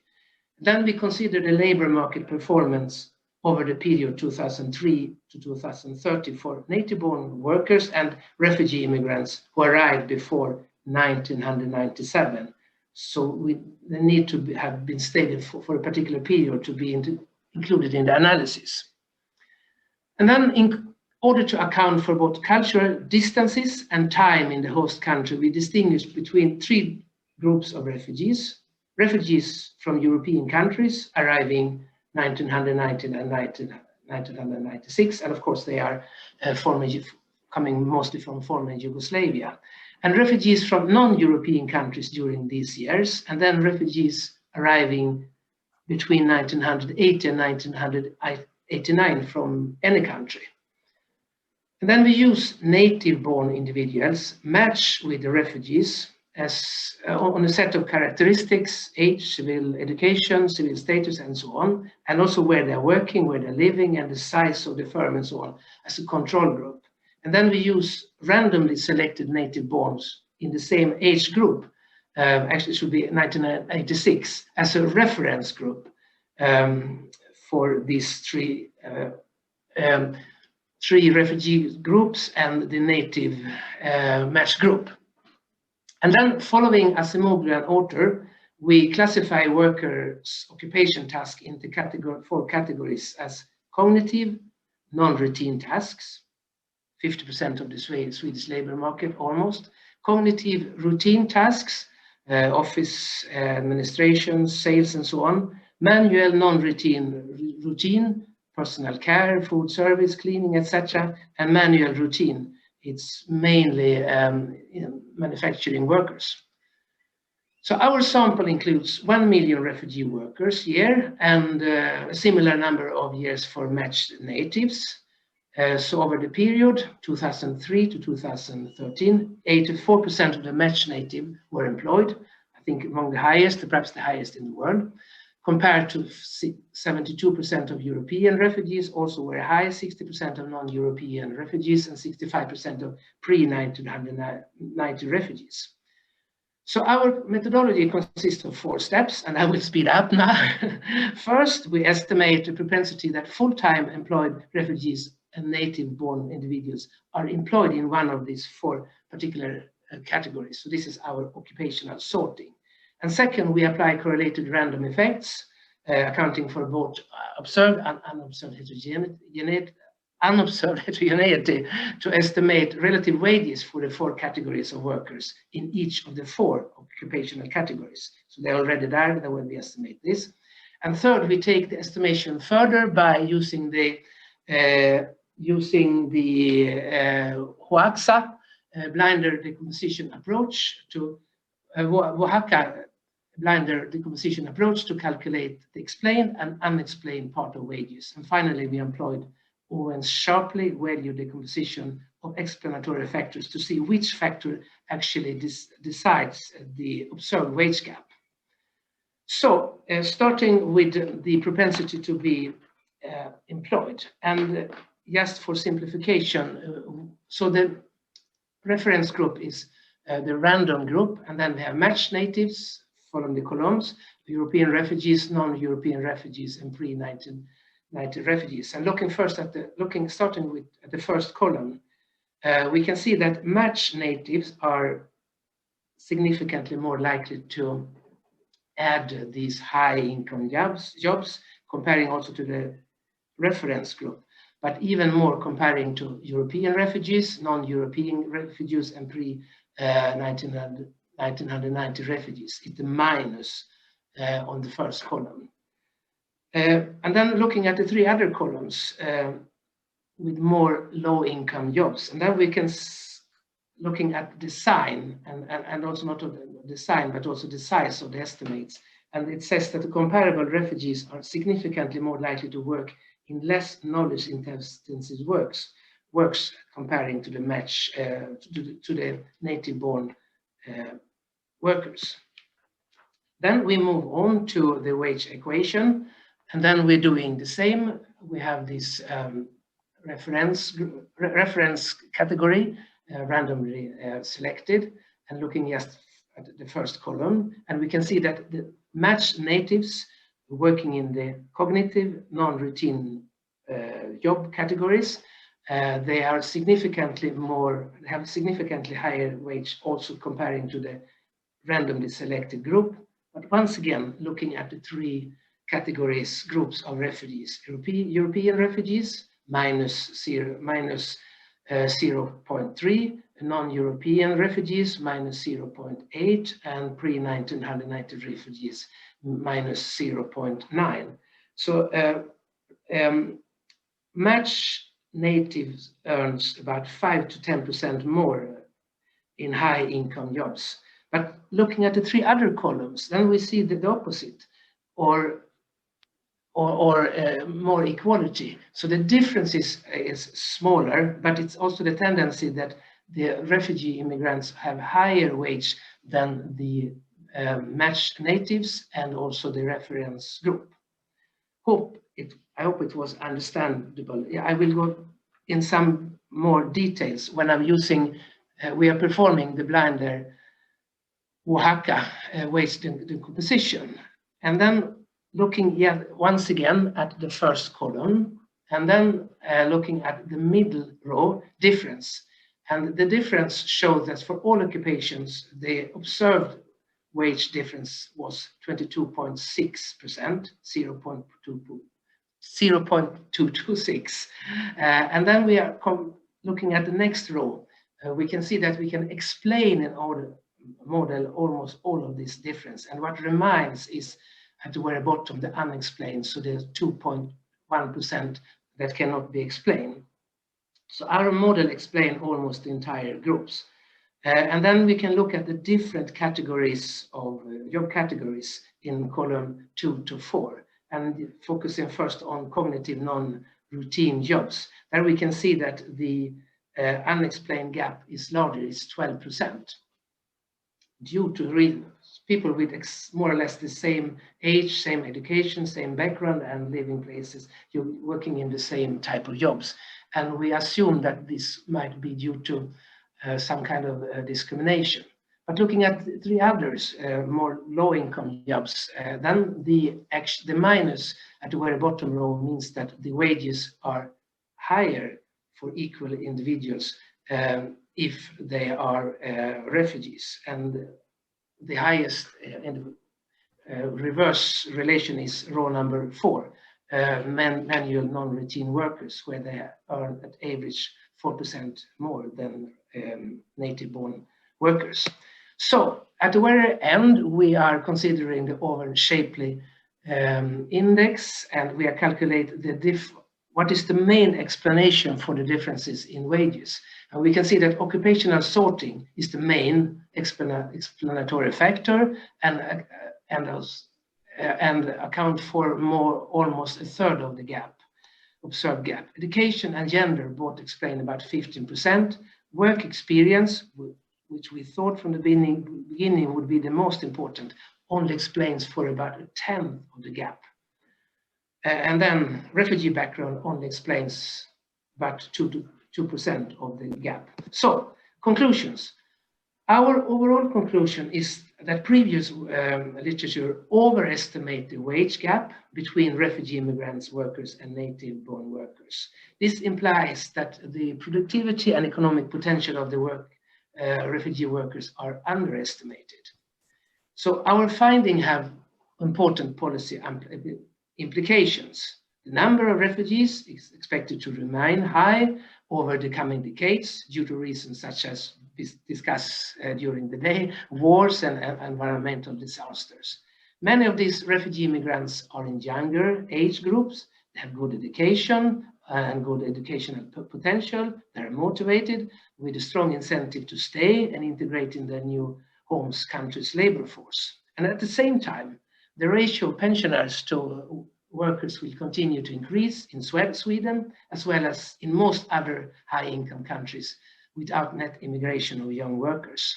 So this demographic change will have adverse impact on productivity and innovation. So using wages as proxy for labor productivity, our studies suggest that refugee immigrants may play an important role in mitigating labor shortage in all parts of the labor market. Thank you. Thank you, Hans. I move on to a question. I see Eva has a question for Hans and yes. the paper. Yes, so one of your main conclusions is that the wage gap that you find is a lot lower than what is commonly found in this literature. Is it mostly because the other papers in this literature do not control for occupation, because that's what you said is the biggest part, or is there also a part that is Sweden specific? Is it that the other papers are looking at a different context and maybe the situation is just different there? So my understanding and our understanding is the majority of the literature are comparing the wages for refugees with the wages for the native populations, without taking into account that they are not really comparable, because it has to do with that the refugees are a particular category of workers, how many years they have been on the labor market, their particular education. So very few countries has possibility to match native populations with the refugee populations to find a proper match, and also to following these individuals over time. And we are able to follow these. We have in our data, we have data from 1980s to 2013. And I think that is the main reason. But the second reason is that due to lack of innovativeness among the researchers, also in the neighboring countries to Sweden, which has this good data, have not been used these approaches by using the Asimoglio author approach, but not either using the blind Oaxaca estimation calculation to really figure out what is the main reasons to the wage gap. So it has more to do with data, but also estimation approaches. Great, thank you. That was a great answer, and congratulations on bringing down a 10-year project into 10 minutes and something. And good luck with it. So I will continue with the session, and my paper is last. And how do I do this? I have to share a screen, I suppose.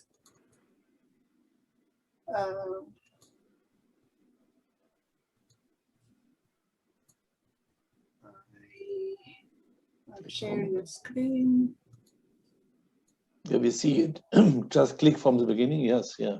You see it? Okay. Yes. Great. Let me start the timer. Okay, so excuse me again, I apologize. I forgot in the previous paper to mention another co-author, Stefan. I'm deeply sorry for that. So here I come, I start mine. It's co-authored with Doug at Princeton. I never thought it would be more than a 2-year project, but here we are in the 5th year working on it. It has been grown and grown, and I will present a tiny chunk of it, looking at men and comparing their wages in the US.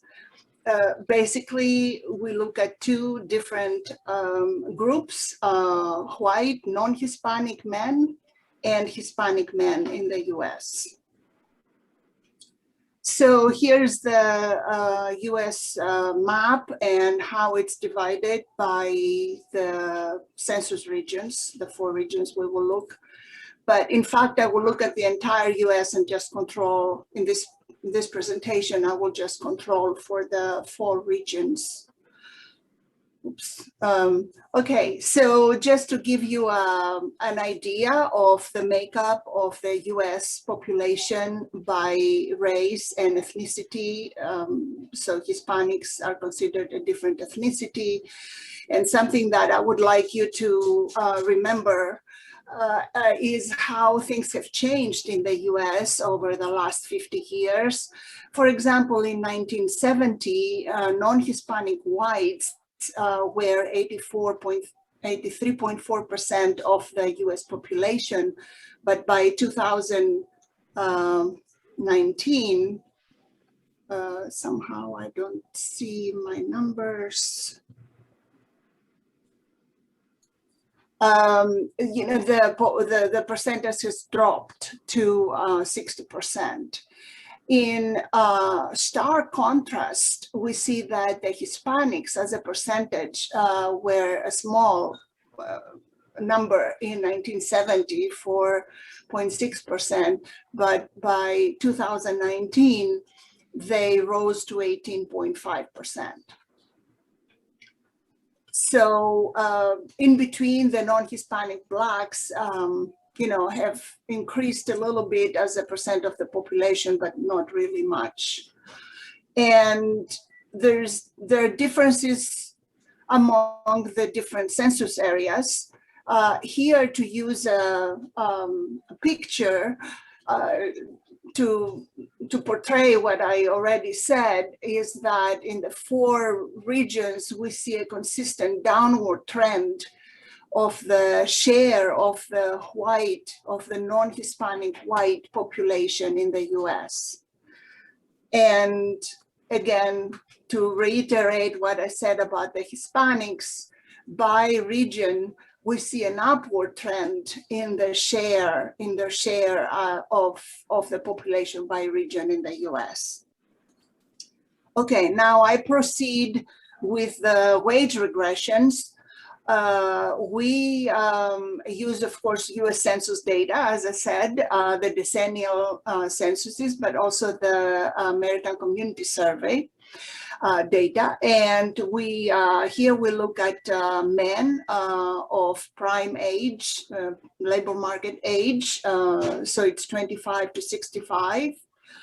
And we're using Tobit regressions as, you know, the issue we have with census data is that we have top coding. So Tobit is robust, gives robust estimates. And let me move first to the, for the sake of time, to the pictures. Here I plotted the earnings, so the wage profiles of men by decade as a function of experience and experience square. And the blue lines, the lines that are above the concave lines on top, represent white non-Hispanic men. And the green lines below are the Hispanic men. This portrait or curvature or you know, idea is also consistent and repeated in 2010 and 2015. In fact, in 2015, we see the most curved wages profiles for the white non-Hispanic men. So the story from this particular chunk of research is that we have consistent and persistent wage gaps between white non-Hispanic men and Hispanic men throughout the 55 years in the US. There is some progress that Hispanic men had made in the regressions. We find that skills like education and of course experience, we find that citizenship, longer residence in the US, working full-time, having a higher occupational prestige on the job, have helped the wages of Hispanic men to increase. But still, there is a gap. And as you saw in the picture, it's the gap is not shrinking, at least not in the, you know, most years of working life. Another thing to notice from these pictures is that it's the curvature. The blue curves that represent the white men are also are more curvy, and the Hispanic men, the green lines, the green curves are more flat. Usually this indicates less skilled workers. And of course, I didn't mention the red curves represent the Black non-Hispanic men, just as a reference, but that would be another paper. And the last thing is that when we categorized and disaggregated by country of origin within the Hispanics, we had 6 groups actually, with a reference, with Mexicans as the reference. We found that the Cubans and the South Americans, and also the other category of Hispanics, have had consistently higher wages throughout the years from 1970 to 2015. When it goes to the other, now I could probably go back to the regressions, like on the bottom where you see Puerto Ricans. So these are the ethnicities or the countries of origin we have within Hispanics. Puerto Ricans, Dominicans, and Central Americans do not have a consistent story. Sometimes the Puerto Ricans earn less than Mexicans, especially in the beginning, but then it's no longer a significant difference. The Dominicans, also earn less, but not in the beginning. And the Central Americans sometimes earn more, sometimes earn less, but it's not significant, so it's not really a consistent story. Maybe overall, I would say Mexicans, and this is why we chose them, are on the bottom of the earnings distribution among the Hispanics. And this is all. Thank you so much. And I continue as the chair now. I see there is a question by Klaus. Yeah, thank you very much. Really interesting stuff over such a long period of data, so to speak. That's very impressive. Now, what are the general stories? Now, do the results differ when you request wages within each US Census region? For instance, let's just look at the Northeast, for example. Is there a consistent story? Yes, so I didn't show you the tables. This one in particular, you can see for Hispanics, there are differences between the South, the West, and the Northeast compared to Midwest. But then we also run specific regressions within each region. And there we see some differences. We see, for example, that Hispanic men in the Northeast overall earn more than white men in the Northeast. And these are still preliminary results, but what I want to say is that there is some variation within each region.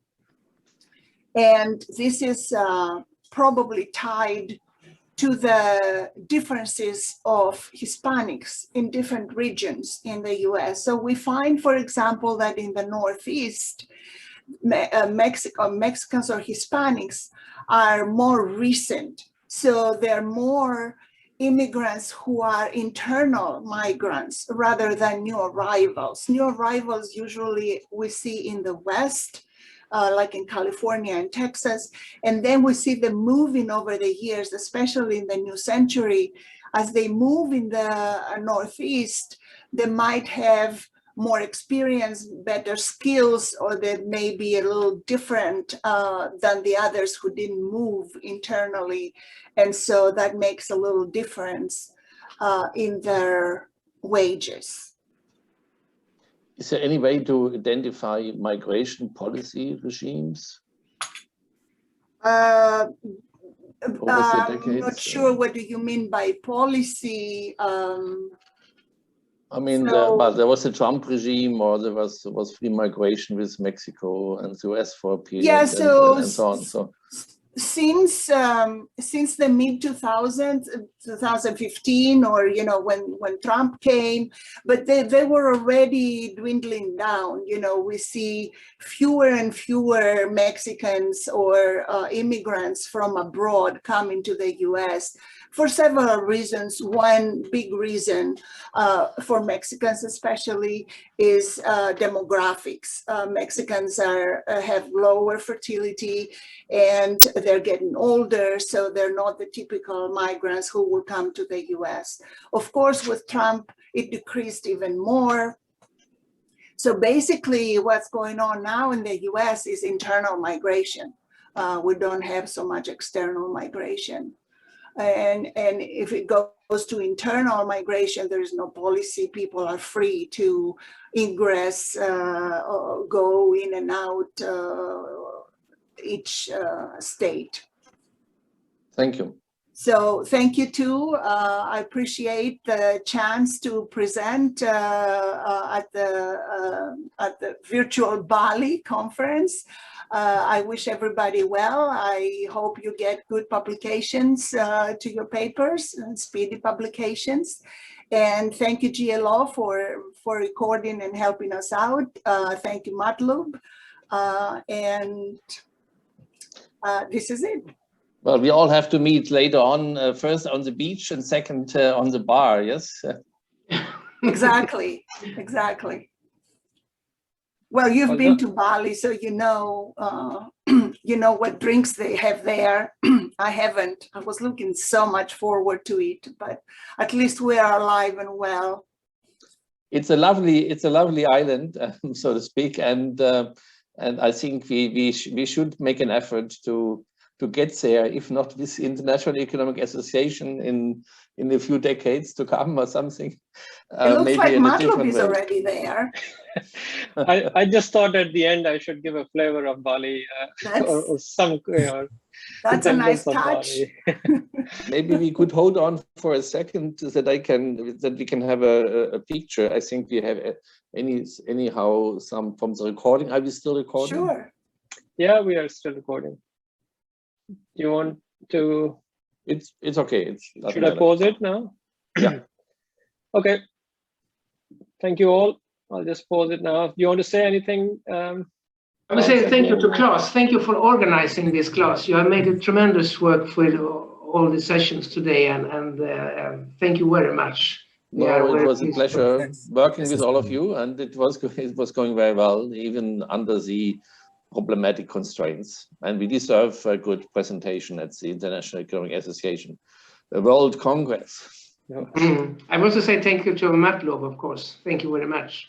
Thank you. Thank you, Matlub. Thank you, Klaus. Thank you, everyone. It's been wonderful. Great. Okay. So then, bye-bye.